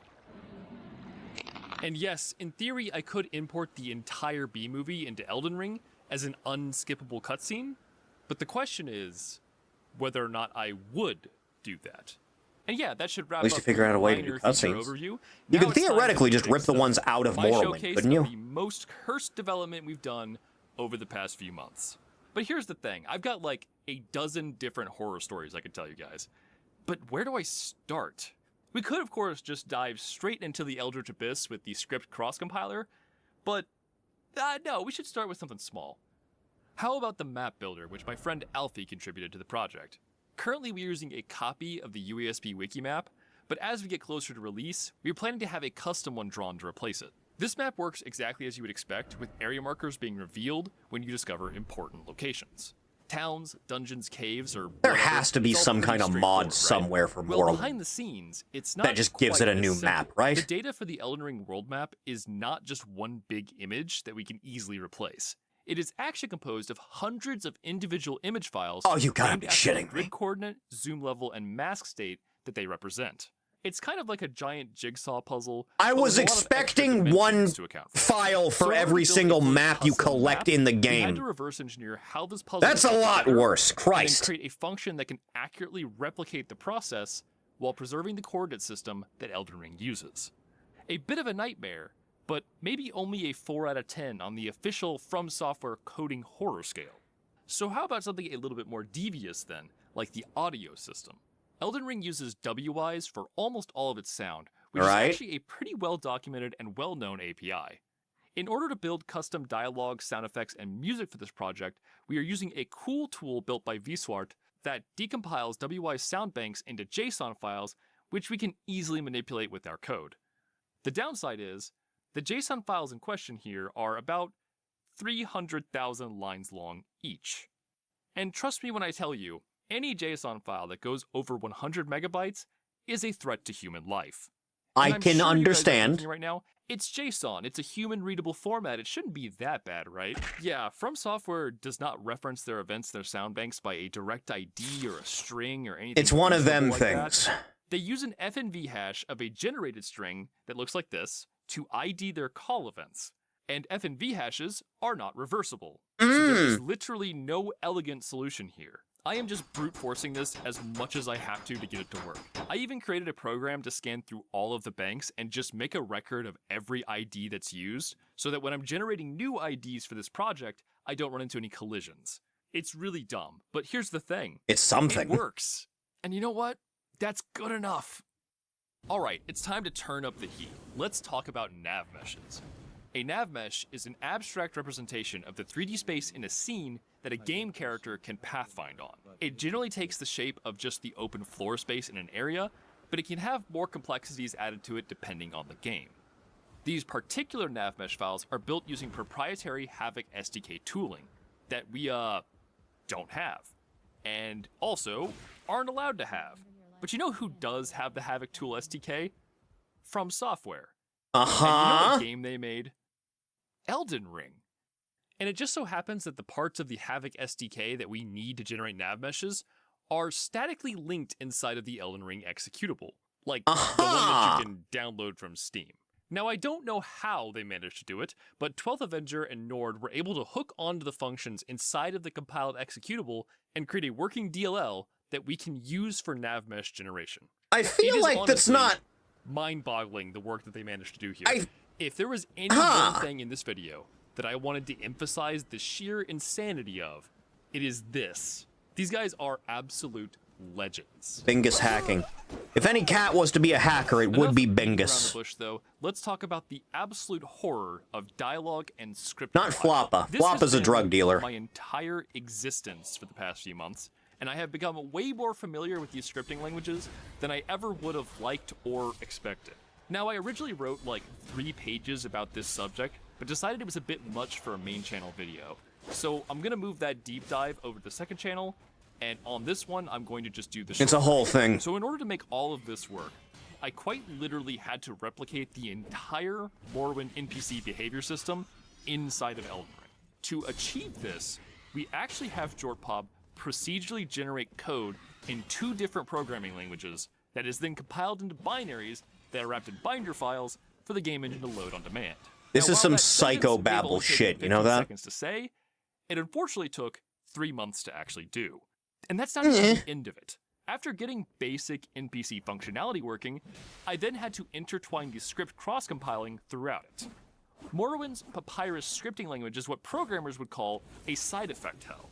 Papyrus script calls propagate themselves through every single aspect of the game engine. It just can't help itself. Guy who thinks Undertale characters use original names, so he's popping off right now. List. C# to just add a new keyword for fucking everything. I just want all of it. Alright? And this stupid class is utterly massive as well. Part of this is my fault, as I desperately need to break this down and refactor it, but we are kind of already past the point of that being reasonable, so I'm kind of just rolling with it at this point. But anyways, all of that yapping is just to lead into this last little bit right here. This right here is a regular old script from Morrowind that's attached to the Vivek Mask Shrine in Nisus. And I'm just going to walk you guys through its broad strokes real quick. So when the player interacts with this shrine, we set this variable to 1. We then continue, and if the question state variable is 0, we simply exit early. After that, we instead check if the question state is currently 1, and check if the player is carrying a potion of cure common disease in their inventory. If not, then we display this message box and set the question state back to 0 and exit early. If the player is carrying that potion though, we instead display this message here with a yes or no prompt and set the question state. I understand. Now in this last section of the script here, we check if we are currently in question state 2. Ninja, you know coding. Do you understand anything that is happening right now? If the player hits yes, we remove the potion from their inventory and cast a spell on them. Then display this message box, update their journal, and finally set the question. How much longer is this? Let's find out. If they say no, the only thing we do is set the question state back to 5 0. minutes. And that is how this particular shrine works in Morrowind. Yes. Pretty easy to follow, right? Like not too crazy. Even if you're not a programmer, I'm sure you could understand that, right? And now, essentially, this is the same script we just went through, compiled into Elden Ring. Jesus Christ! I am not joking. Elden Ring's EMVD scripting is certainly one of the languages of all time. We don't have variable names or comments. Mary Mother of God. Types. We simply address an offset in the save game memory and write bits. No, I did not misspeak. I mean bits, not bytes. Jesus, tap dancing Christ! Decipher this. Here is a color-coded version of the scripts that pairs the cross-compiled code to the original, with appropriate music in the background. So yeah, that is what has occupied all of my thoughts for the past few months. It's why I've not been streaming and why there's been no content on the second channel. My entire existence has been consumed with interpreting gibberish code to make this project actually happen. It's honestly been maybe not the best for my health, to be entirely honest. I swear my beard wasn't gray when I started this mod, but I guess it's almost done, at least. But stress-related aging aside, let's talk about what's left to do before an actual release of this project. As it currently stands right now in the development branch, the game is mostly playable. But technically does not mean fun. A large share of the remaining work is game balancing and design. For example, the potions you make with alchemy right now are not scaled to Elden Ring stats. So a Sujamma can give you 50 strength for 60 seconds, which is an absurd amount, and a healing potion only heals you for like 100 health, which is nothing. Yeah, that's Before a we little go to any psycho. actual release, I need to go through and convert a lot of data and create scaling and formulas to make the game play nicely. There is also a lot of work on the horizon where I'm going to need to go through and hand place enemies and items in the world. As it currently stands, enemies just use the spawn positions of the original game, but I feel that is a bit lazy. Elden Ring's combat benefits a lot from smart and oftentimes devious enemy placements. So I absolutely need to go through and Seeing add a some lot of spice Mina to areas big-ass to art make them this feel past more week. alive, and that's going Ashido? to take a lot of time. Not to mention the fact Good. that for bosses, I'm going to have to create custom boss rooms in a lot of areas, as Morrowind's base game interiors are often a little too cramped for a proper boss fight. In addition to that, there's also still a lot of... Is there a data that single needs to be filled bad out. girl Like, design right now, as in an Hero example, Academia? we have I the don't enchanting think there tiers, is. Which have a system I in think place they're to sell all you pretty enchantments hot. to put on your weapons, but we haven't filled out the entire I'm list having of trouble every thinking of enchantment anything that's values, below like an so A. that's something that needs to get done. Beyond the I game love design Pink and balance Girls stuff, Ori. though, Me too. There is also still a lot of work just to fix bugs.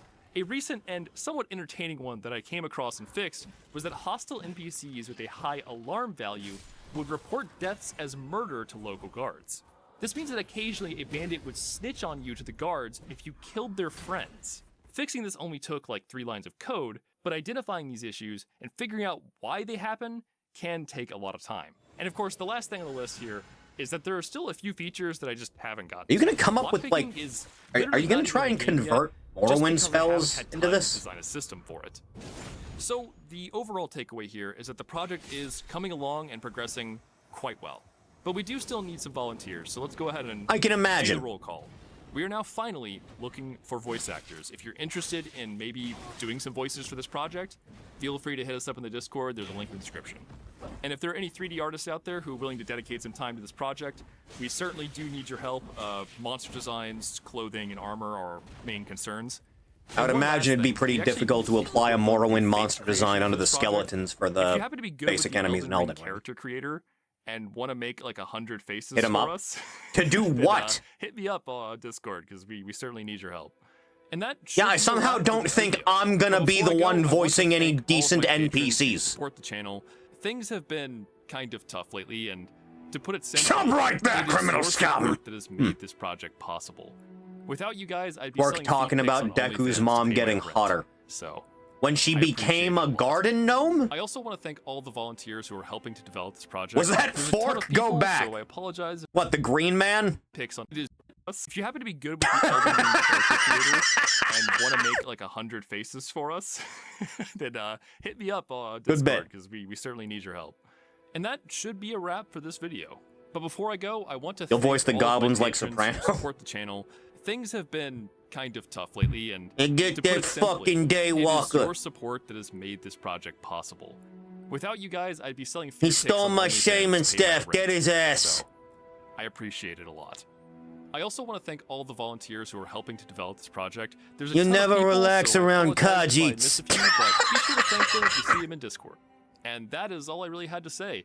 Have a That was wonderful an day, everyone. Argonian, imagine Remember to that. enjoy your skooma responsibly. This is what you're up against when you try to big league me 5 minutes after entering the server.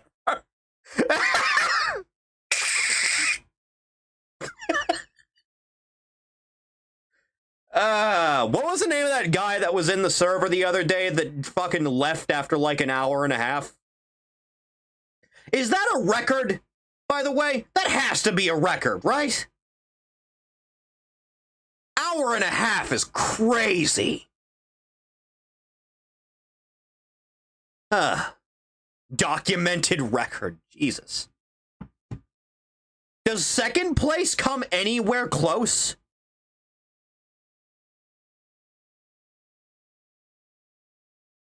I'm glad we sat through 30 minutes of turning Elden Ring into Morrowind for that bit. Yeah, that was worth it, it's true. The creator of Sadako passed away? The author?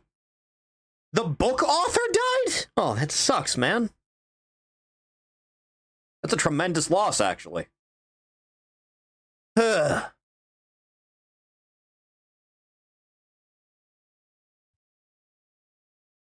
Unfortunate. Next!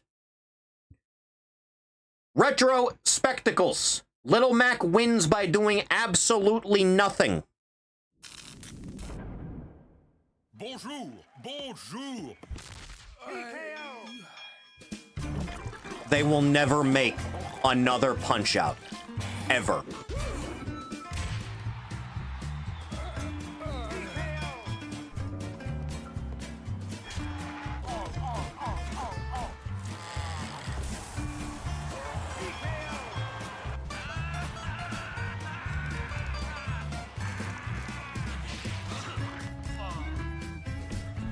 Thought of people turning the spooky ghost curl into a sexual and romantic fantasy. I often wonder that about a lot of things.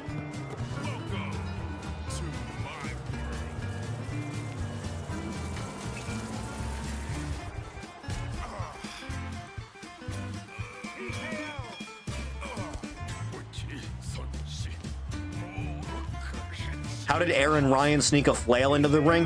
How did he sneak horseshoes in his gloves when they explicitly check for that?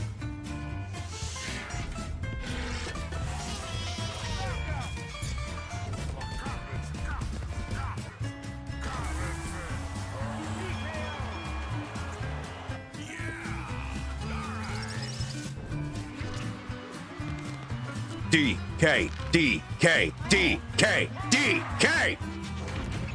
He's dead!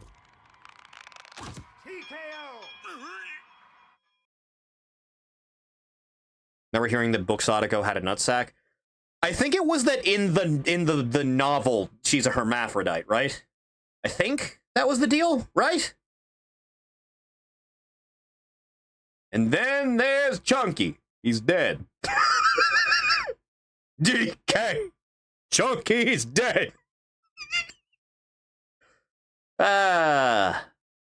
Ancient bit. Next! Ahoy! The MP5. Another one of my favorites. Often, weapons become associated. Punch-Out on Wii was a good game, and that's why it's never coming back. Their role and alignment help shape. Please pay full price for Breath of the Wild. Lawful good through and through. This is a gun for the good And DK guys. is voiced by Seth Rogen. The Disgusting. MP5. So, how did it earn its heroic status?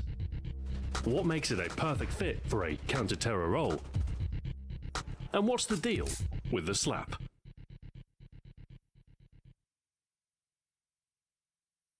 The MP5 is a German weapon, manufactured by Heckler & Koch.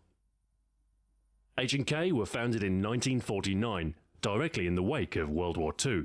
Make sure that shit doesn't happen The again. company took its name from two of its three co-founders, all of whom were See that edit former showing Mauser cringe Nintendo engineers. fan takes? I believe I Alex did, Sandel, yes. Edmund You Heckler. mean to tell me that and Theodore Nintendrones are not Koch. smart people? At first, they manufactured machine tools and precision metal We parts. can't stuff a gimmick into But the in punching people 1956, game, so it the sucks West and we German hate it and we government hate put out you. a tender for a new rifle for the Bundeswehr. H&K put forward the G3 design, based on a rifle designed Sent by Art former of Mauser Burning engineers Final Wars at Sydney Godzilla in and actual. Spanish Checking Technical on phone Institute. now. Their bid proved successful, and H&K developed a number of G3-derived designs to fit different roles, with the MP5 amongst them. It's a good Originally one. known as the HK-54, work began on the new SMG in 1964. It fires the Applying for jobs. 19mm You take your Parabellum time. round, the standard NATO pistol caliber. You'll get one. Original You magazines have to were keep straight, believing, otherwise but a we'll all slight fall revision apart. In 1977 gave the This weapon its design is fucking distinctive and awesome. Slightly curved God! 30-round mag. Please, Christ, more Like its Godzilla parent G3 stuff. design, Please, just the make a MP5 Godzilla has game that doesn't roll-away suck, please. blowback mechanism. A simplistic It's but her, the effective baby. enough action that has roots in German prototypes made near the end of the war. There are quite a few MP5 variants available. From the original HK-54, also known as the MP5A1, the fixed code stock was later. MP5A2 and A4, retractable stock MP5A3, and sliding stock Godzilla's attacking the generator. MP5A5. The MP5K, or Kurz, is a shortened variant, pared down into the smallest package possible. The MP5SD variants boast an integral I believe it's suppressor the for SD covert that I use, like. and there are larger caliber variants too, such as the MP5-10, which fires powerful 10mm auto rounds, and the MP5-40, which fires 40 Smith & Wesson. That's A some flexible overkill and type shit, configurable man. weapon, then. That And gun's one gonna that has found explode favour at some with point. a large number of police and special They forces refuse to units. just remaster Save the Earth. In 1980, Honestly, if you put out a one event in remaster for any of those secured games, the MP5's they'd iconic probably do status. well. A siege on the Too much Iranian licensing, embassy I in guess. London. 6 terrorists, 26 hostages, a densely populated urban location, and a live television feed. It was a very tense situation, No with an shit. awful lot on the line. On the 6th day of the siege, a hostage was killed. This prompted immediate action by the British Special Air Service. Under the codename Operation This was back Nimrod. when the Brits were still capable of doing anything 17 minutes worthwhile. after their first breach, 5 terrorists were killed, the final captured, and all remaining hostages were rescued. The mission's success reinforced the SAS's reputation as a deadly special operations force. And these events served as the Gigabash perfect basically turned into a advertisement for Godzilla the game plus SMG they Ultraman used. and Gamera. Essentially. Its proven track record and suitability Reform for the 1 close quite range big? fighting typical of Is urban the terror problem operations going to be solved make it a now, fitting or is choice this for only any step counter-terror 1? role, and a must-have inclusion for any games that depict such forces. Oh, I played this game when I was The younger. SAS's legendary live-fire exercises in the Killing House are depicted in the tutorial. I had a of friend Call of that had Duty it. 4, in which you drill the following mission's plan with a plywood simulator. Step 1? The MP5's presence here is true to life, and the game shows a recreation of the real training exercises. Step that the 0.5, SAS I would have say sadly. undertaken in preparation for the embassy siege. The MP5 sees prime placement in the armories of tactical shooters. Hey, then, Chad, I'm going to be real and it's upfront a with you. I think flagship the only weapon of the Rainbow Six game I ever series. played in my life was the one on the When it comes to N64. tackling a terrorist threat, there's nothing better for the task. One Lost quirk that badly in the crops May up during 7th the elections, and MP5 Keir Starmer reload decided to make a is the pedophile infamous activist the HK advisor of Slap. women and girls. Yeah, that An sounds like the open-handed tap on UK. the cocking lever after That sounds inserting a about fresh right. magazine, sending the bolt forward Jesus. and chambering around. It might seem reckless to smack your weapon, but it's actually recommended procedure. A softer approach might not drive the bolt home properly. Besides, the MP5 is a working weapon. and It's a one that damn can good one. withstand a little roughhousing. The slap isn't unique to the MP5, but it is a cool move that has helped to bolster its iconic identity through fiction. Killing as Floor, well as my fact. beloved. Its distinctive on-screen presence and association with heroic action make it a prominent choice in cinema. The weapon has turned up in hundreds of films, normally seen in the hands of the good guys. but I should really sometimes play Black revealing a Mesa again. more I don't think I have since we did the impetuous stream side. of it. With notable appearances in Die Hard 2 and The Matrix, the weapon appears outside its normal counter-terror role in games inspired by classic action movies. Games like Max Payne and Modern Warfare 2 indulge a more brash side of the Dying. SMG, far from the tightly controlled discipline of well-trained Are special there already forces. total conversion mods The for it? MP5 can also employ I saw spray and pray someone... tactics. It might waste Someone ammunition, tried but a it looks hand good on at screen. just And making more Black empty Mesa max, more and its stylish map reloads, structure and the complete NPC with a slap. interactions in Half-Life 1. Today, And I there saw are a number of someone more modern SMGs and personal defense try weapons and vying remake to replace Black the Mesa to be 50-year-old exactly MP5 like design. Half-Life 1 in structure. H&K themselves I saw even both offer of two those were a thing that alternatives. existed, but I don't know The if more either one modern is and larger done. caliber UMP-45. I know someone and the is armor-piercing currently power like of the hard at diminutive work and MP7. almost done remaking But the Blue classic Shift 9mm in SMG Black Mesa. still reigns supreme. So Well loved by those hopefully who wield it, that'll be done and soon. with ubiquitous use by police forces worldwide. A legendary submachine gun that earned its reputation through baptism by fire. Always cool under crisis, it's the perfect counter-terror weapon. The Max Payne MP5 3 was so good. Every time I remember bald Max Payne with a full force beard, I like order. react with vitriol disgust. Terrorist's bane. Rate wombats? Thank you Wombats very are much for fairly watching. high. I'd say like an 8. Iconic Arms will return. Pretty good animal. So until next time, farewell. I like the MP5 quite a bit. I enjoy it. Next! Red Letter Media actually watching Nuki. Oh, finally. Just seen a flying ball of light. It flew straight through the aircraft. At last. That's huge. It says UFO on it. Lights all over again. Look at it. It's right there. Operator, Dr. Harvey. Dr. Glenn, about these new test procedures. Harvey, listen, this is urgent. Take the next flight to Nairobi and then charter a helicopter and go to a rapid. That's not supposed to be in the movie. Stephen Railsback finding out he's in Nuki. Oh, God. You got cast in Nuki. Strange live and telecommunications signals during the analysis of the UFO recordings. Was Nuki an acronym for something? It had dots between the letters. It should be. Well, that's his actual name, though, because that's what his alien friend calls but him. it said Nuki on the screen. Oh. Oh, Like with Jesus, dots God. between each letter. That's Then what I don't know. Oh, no. Maybe they just didn't know. They just coincidentally named him something Nuki. What shall I do? Look at him. It's him. God. Nico again. Jesus, stop bothering me. Something about this movie is just making me feel like legitimately depressed. It's fair. This is all sad. My soul is being filled with like a profound sense of. What's that glup shitto? That's a Nuki. Yeah. Look at him. He fell. I blame you, Jay. Were you expecting anything else? Dr. Harvey, please. I was expecting like some kind of child to Budweiser's interact down with there. Nuki. Oh, yeah. Well, there's little African boys that are They seem to be like watching side, from a distance. at best side characters. They're gonna learn to love Nuki and become his friend. Nuki will At be least your something best other than friend. this disgusting testicle wandering around and saying, Nico! Nico! This other tortured testicle going, Nuki, I'm dying, Nuki! I wish the earth would swallow me up. So do I, Nuki. It'd certainly be better for all of us. Is Nuki injured? He's just tired all the time. Kid Jay watching this in the Home Alone This is mansion. like my life story. He's a really outgoing person, and no one wants to know him. He's the most miserable alien I've ever seen. I would be okay if any of the animals attacked Nuki, though. Well, there's a little man in there. A little African man. It's probably a child. Terrified. Probably one of these kids. It's a little African child. Boy, the filming of this could have gotten real dark. A little old lady. maybe. Little old lady. What do you mean the lion killed the suit actor? She's well padded in there. She couldn't see. They just put the head on her and just told her to stand out in the field.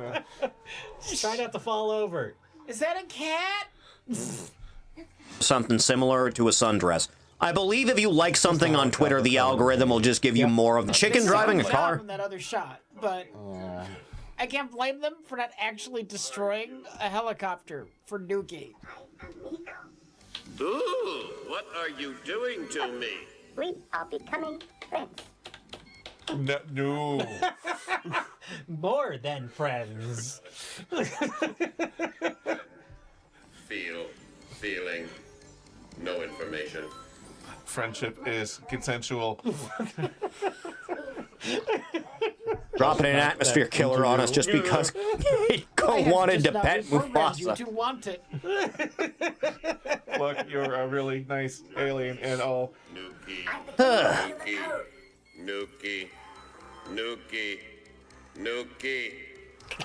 It just sounds like Russell Wilson Nuki over and over. Nuki. He Roll needs- it around, Nuki. He needs more money to finish. What was it? Away with the Wind or The other side of the wind, yeah. Other side of the wind. I'm playing a giant planet after this. Just became friends. Yes. Mulder, it's just an inbred, underdeveloped, deformed child. Why are you being so cruel? Where's Nuki?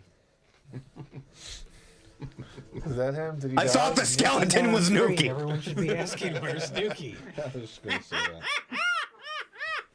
Just them two seeing Milo and Nuki for like 45 minutes. Got used to the movie yelling Nuki every 3 seconds, and now it stopped. Yeah, that's why I said it feels like a different movie now. This movie probably... Windows here. That's fair. Yeah. That sounds like control room. He's boogieing! Look at him! He started dancing. I was saying this is the one part I remember from when I was a kid. Oh, now it's over. Oh, God. Oh, my lord. It's just like when Gandalf set off the fireworks. What? That's what? Nuki hitting the gritty. Oh, Nuki. Oh, okay, like that. Well, it flew around the moon. Oh, why didn't he just fly to America then? Something's happening. I'm not used to this. Yeah, we don't like it either. Yeah, it's just a boss fight with Wesker and Jill, except it's Wesker and Nuki.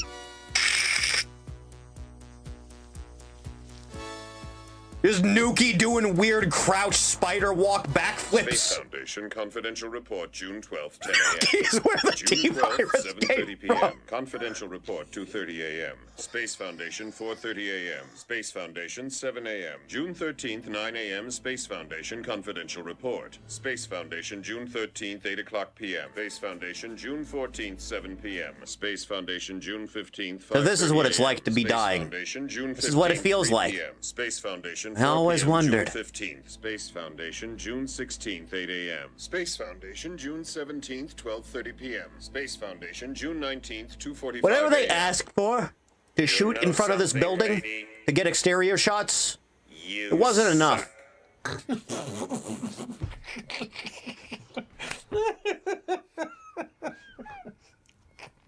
So the computer just told me I suck? Wesker in the lava! Nuki!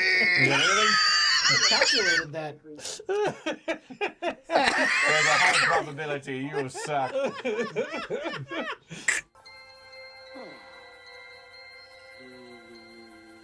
I have to go. Why are we doing this?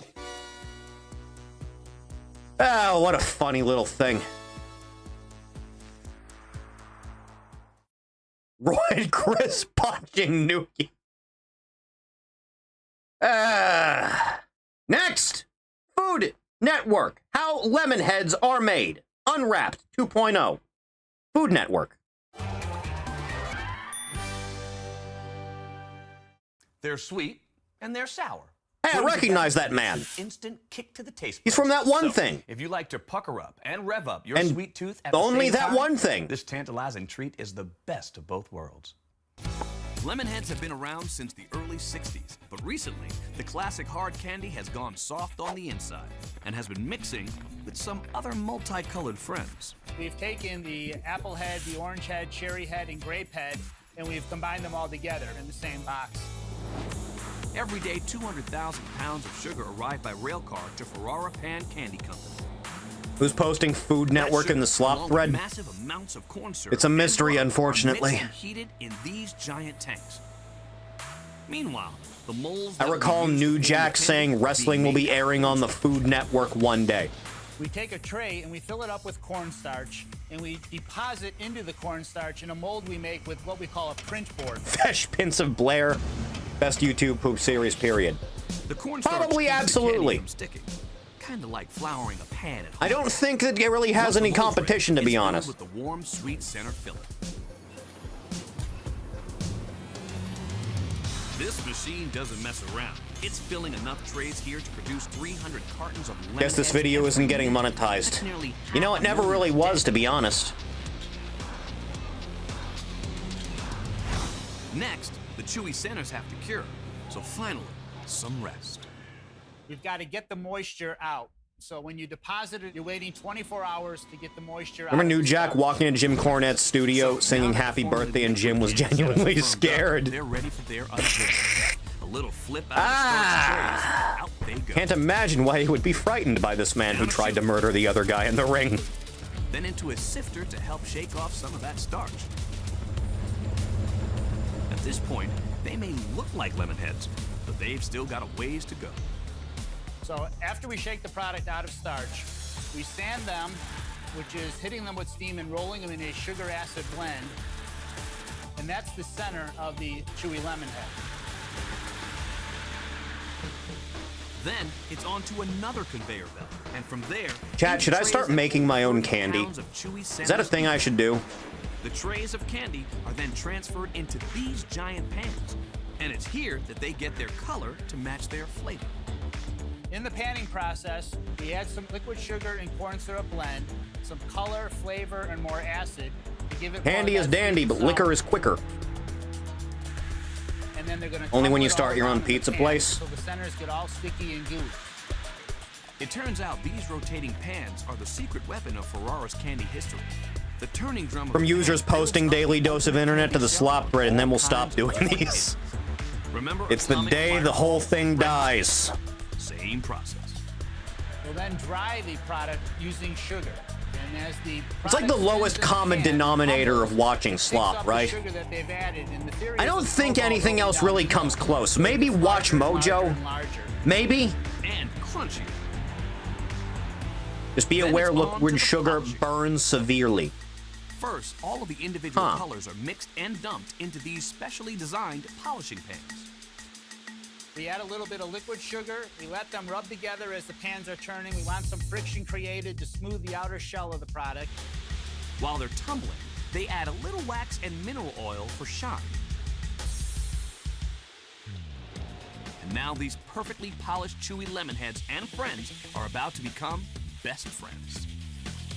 When we're ready Probably to pack, Watch was we're that going guy's to dump house the of all the product into these Halloween bins. decorations. That was a while ago. And then they I travel vaguely through a recall pipe that this. goes through the Vaguely. floor and down to the cartoner on the floor below them.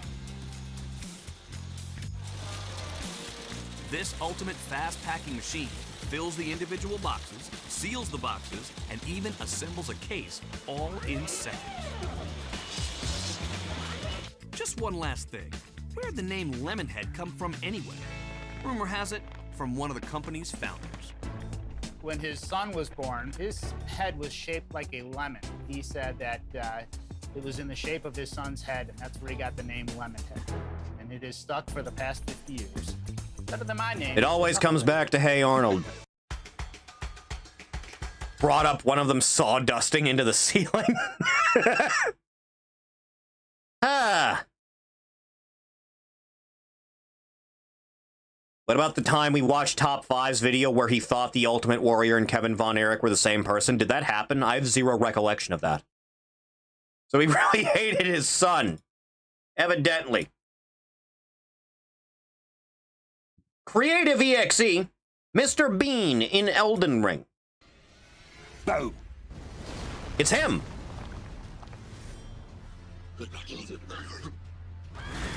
I was talking about can't say here. Huh. Greetings. I am Melina. I offer you an Have all drinking water taste like your favorite drink, or be able to drink any and all water and never get sick from it, while at the same time, while it tastes the same as regular water.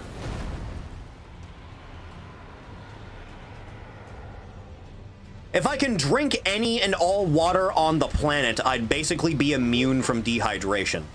Because if I'm, like, lost at sea, I'm fine at that state. If I have, like, some kind of interfiltration system for either salt water or still water, I'm basically set. On the other hand, I have yet to come across such a situation at this stage in life, so I'm going to go with the first option. Thank you for guiding me here. Burn for the sake of the new Lord. I really like the editing that goes into these anytime we do it. All right, we're going to do one more. We're going to do one more. And we'll see if the stream dies again from it. Because frankly, this shit has to be seen by every human being on Earth at some point, I'll be honest. So chat, IWA Mid-South Wrestling free match, Necro Butcher versus Samoa Joe. And we are ready for a long-awaited match. Chat, if you have never seen this in your life, strap the fuck in. Strap the fuck in. This loops at around 16 minutes. What the deal, Prazak? How odd. Main event time. It's the match Get everybody's waiting to see. Ari on call. Hey, I don't know if you guys know this, but I'm a big deal. That's a hell of a way to introduce people to wrestling, man. I heard that. That was a big deal. Samoa Joe. Watch these two kick the shit out of each other. You're damn right. But you know who else is a big Pause and call them. Oh, dude, we're not going that route. I am not doing that. It's like frame one. Pressed to pick a winner. I'm hard pressed to pick a fan. One, I think, Sen's asleep right now, and two, she's actually busy with work things. Immovable object. But Eddie Kingston, Dave Prazak, I gotta go with my boy, my sparring partner, my homie, my brother from another mother, Samoa Joe. Still like a 10 out of 10 performer all these years later. And Necro's gonna punch him and break his hand. If Sen does slop, this is the If Necro ain't first. got his hands, what is he gonna do? Well, the question is this match going to turn into an all-out fight? Is it going to be a death match like Necro is used to? Or will it be a wrestling match like Samoa Joe is used to? It's gonna break down, and there's the man right there who wears the shirt that says "Choose Death." And that exactly If this doesn't kill the stream, we should get that organized. I still don't know what killed the stream the first time. Choosing death. Face to face, they come. I love the main event atmosphere here right now. This uncoordinated zero skill hick like you wouldn't believe. Look at him, it's happening! Who needs a That's ref? what the people came to see! Oh my, they're going right out of DP! Forearm performance breaking down in Philadelphia. No one's moving! Where does Joe rank on wrestlers that could actually beat the shit out of someone? Because I feel like he goes pretty high on the list, right? Glorious strikes. Necro hits the ropes. Enziguri upside the head of the Necro Butcher, sends him to the floor. Right down, there's the first big move. Oh, here comes Joe. Joe Pay with the forearm. Down goes Necro. Really get by with being able to sponge insane damage. Including all the boys in the Eagle's Nest. It's a sellout at the curtain. You get a lot of cred points for being able to just take the hardest shit imaginable. Connects with kicks to the chest of the Necro Butcher. But Necro's back to his feet with the headbutts. And I bet you Rob Naylor's going apeshit somewhere right now. Everyone is. We knew that this was going to be a memorable fight. We're getting it right here. He opened them a hard ways too. Look at that shit. With the headbutts of Samoa Joe, it has busted open the Necro Butcher. And the chair just thrown. Never headbutt a Samoan. Throw chairs at Samoa People Joe. for years didn't know if this broke down into an actual fist fight between these two or Throw not. that chair at the head. Doma.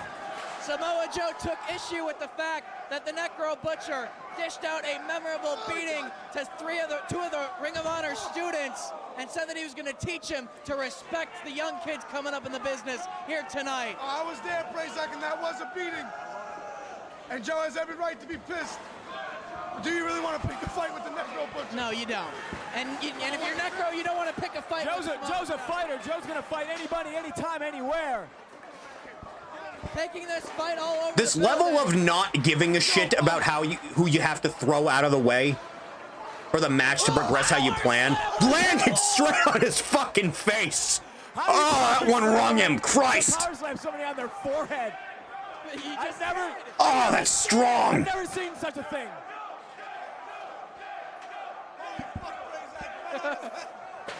And just throws the chair. Well, we're seeing Samoa Joe adapting to the style of the Necro Butcher by throwing a chair at his head. Looks like he likes it. And yeah, this crowd is split. Oh, wait 50-50. till you hear this. Wait till you hear all these fans right here in a chorus. Let me hear you sing, ladies and Look at gents. this shit. Oh, he done kicked him right in the fucking... Look at how scared they are. Oh, Joe's wiping the blood off him. Oh, They had to have genuinely hated each other, right? A series of strikes from Samoa Joe. Ah. Necro back to his feet. Knee strike. It took people so long I still can't get over that. He power to slammed get him on it. his forehead. It's not physically possible. Sitting on the tape, brother. Wow. Over the rail and back toward the ring they go. Toward the ring. I think we're going to have to call an ambulance here for later on. I mean, You should probably should, yes, Phil. You should probably have one of those on standby anytime Necro Butcher is involved with anything. Roof right now. That kid, that little bastard's freaking out. You know he's freaking out, Eddie Kingston. You know it. Cover by Joe. 1, 2. Necro kicked out. I don't think these people have seen this kind of a main event in years in this building. He didn't hook the leg. That was the deciding factor, man. Listen to the crowd, Prazak. And Rob Naylor, yes, is in the crowd tonight somewhere. I'm name dropping Rob Naylor for the love of Christ. How is Samoa Joe still, like, so Shout good out at to his Rob job? Naylor. Samoa Joe being picked up. Genuine generational talent.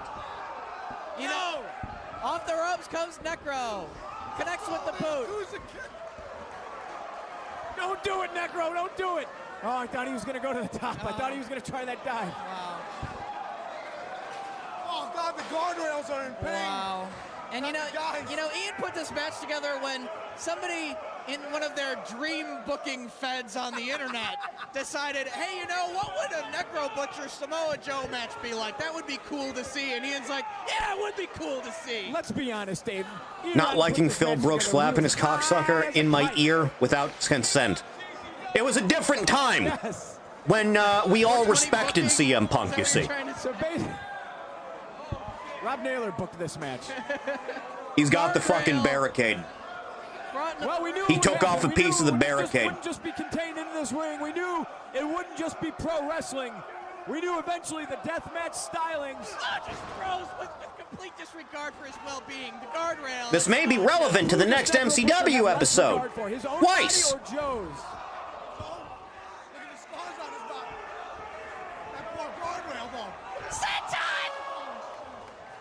You know, Necro Butcher is still part-timing at 50 and post-cancer and shattered hip. That is commitment. That could be a factor in this match, but it could not be because he just sent on the man and he had the part of the guardrail. As if he didn't already fuck him up earlier in the match. They want to see more fucking up going on here in Philadelphia. Fans will not be disappointed, Prazak. What is he going to do? Oh, somebody.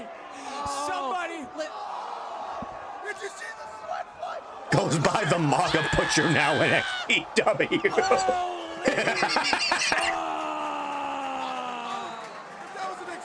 Major role in the wrestler. I should really watch The Wrestler again. I only saw it once.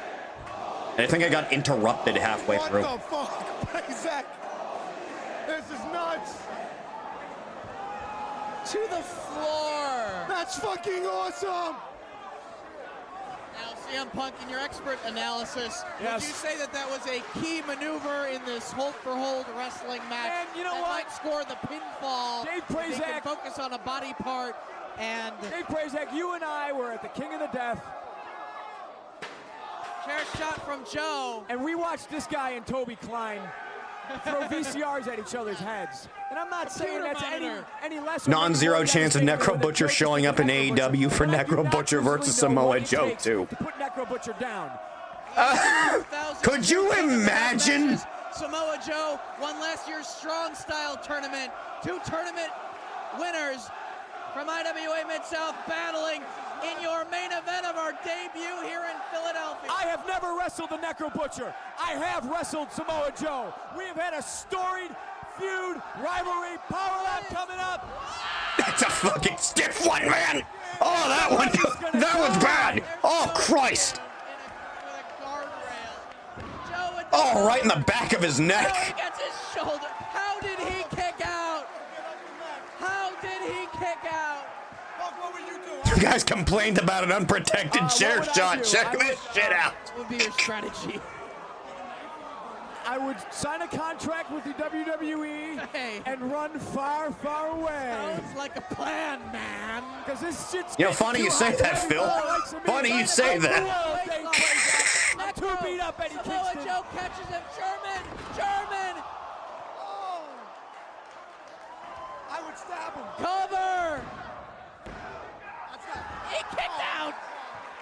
I'm going to pull my car around. Joe's going to throw him out the front door, and I'm going to run the son of a bitch over. I bet you'll get up in that too, the sick maniac. Gotta respect it, though. Listen, if he kicks it too, I'm going to drive right into the ocean.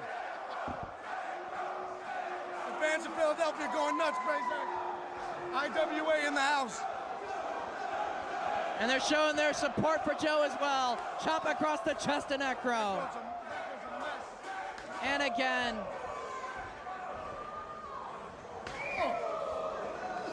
Firing back is Joe. Or Necro, he's trying to cover. Those are some stiff-looking shots, too. Protect from these strikes. But Samoa Joe with the palm strike. You can see the mist coming off of him, too. Look at the blood on the body of Samoa Joe from Necro. Down he goes. That's my boy right there. That is my best friend. Connects with the kick. Necro goes down. Benoit and his wife match win. Stay home. You can't go the distance. This is not a 12-round system. Necro should just stay down. Live to fight another day. He's getting up though. Look at him. No. That's my best friend, says. Samoa Joe gets the knockout. Knockout win for Samoa Joe. Wow. Prazak, tell me that wasn't the most hard-hitting match you ever seen in your life. I have a splitting headache, Eddie Kingston. The best fat man wrestler who ever lived. Crazy shit. Crazy shit. IWA has arrived in Philadelphia. Oh, he's not done. He's not done. Oh, Necro's firing back. And Joe's powdering away. Samoa Joe, the winner of the match via knockout. What's going on? But this battle isn't over. Oh, Joe better get out of here, Necro. Counterpoint Vader. These two men. Vader in his prime, like 93, 92 maybe, Necro just came to. against Joe in like 2008 maybe. That is a hell of a match. Wow. That's a big match. 3 title changes on this card. We saw Samoa Joe knock out Necro Butcher. And 92 mentioned. Remember Vader getting his eye punched out? I do remember that. He had to push it back in and still finish the match. IWA and Smart Mark Video. IWA Mid-South Wrestling.com. Peace, bitches. Thank you, Edward.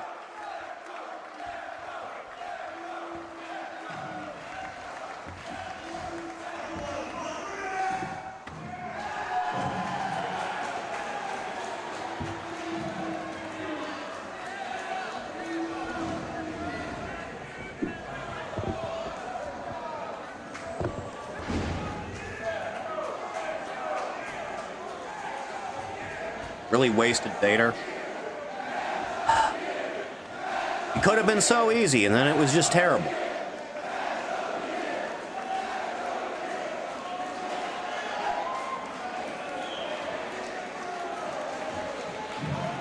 The Grease Man returns. He does look it, doesn't he?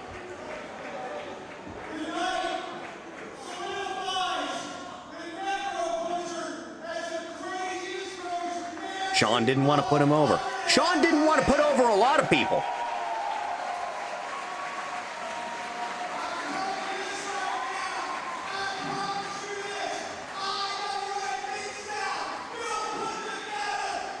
And Vader punched an interviewer in Kuwait. Yeah, he said wrestling was fake during an interview, and Vader lost his fucking mind. Rightfully so.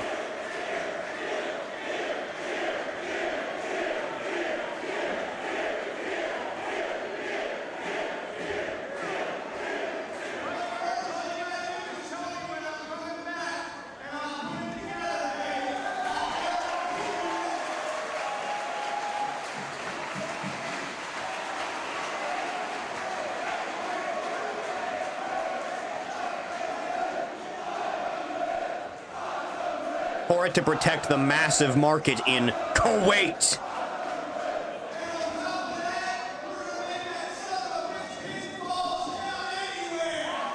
I believe Undertaker was also in that interview, and he just sat there completely stone-faced the whole thing. Wrestling is fake. It's all done with mirrors.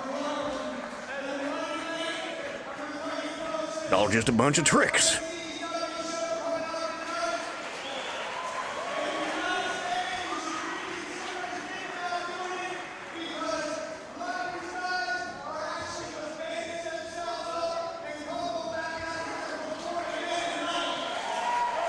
Vader is your final boss for like 10 years straight. It's the way it should have been. I agree with everything this man is saying.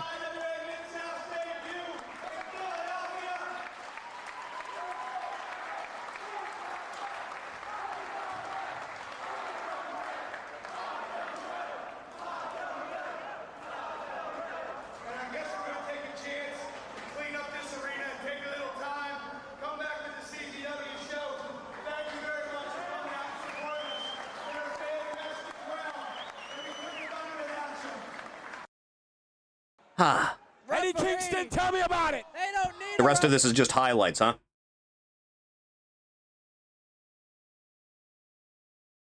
Oh, Joe has a promo at the end. Joe has a promo at the end.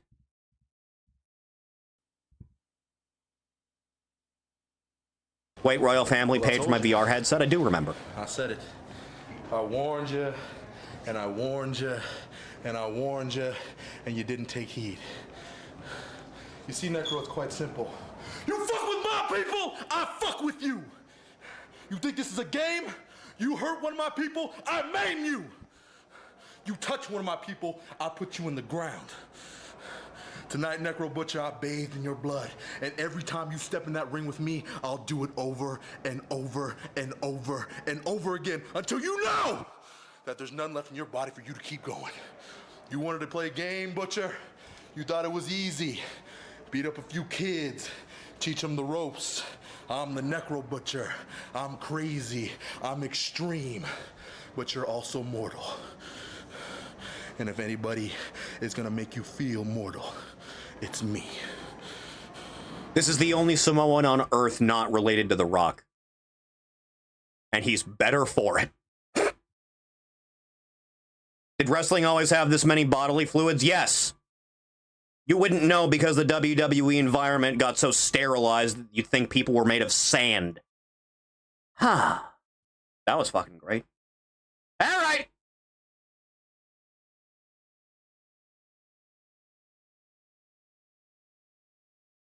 Thank you, dear Chathany, for coming by the stream. I appreciate that shit.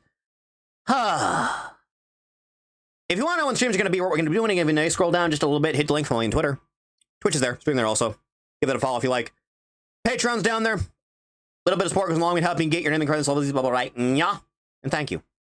I'll see if there's any conceivable way to stitch this thing together, maybe. I'm not entirely sure. Maybe there's something in my email I can check. I don't know. I'll figure it out. Either way, thanks, Chathany. I'll see you in the next one. You take care now, kids. Goodbye.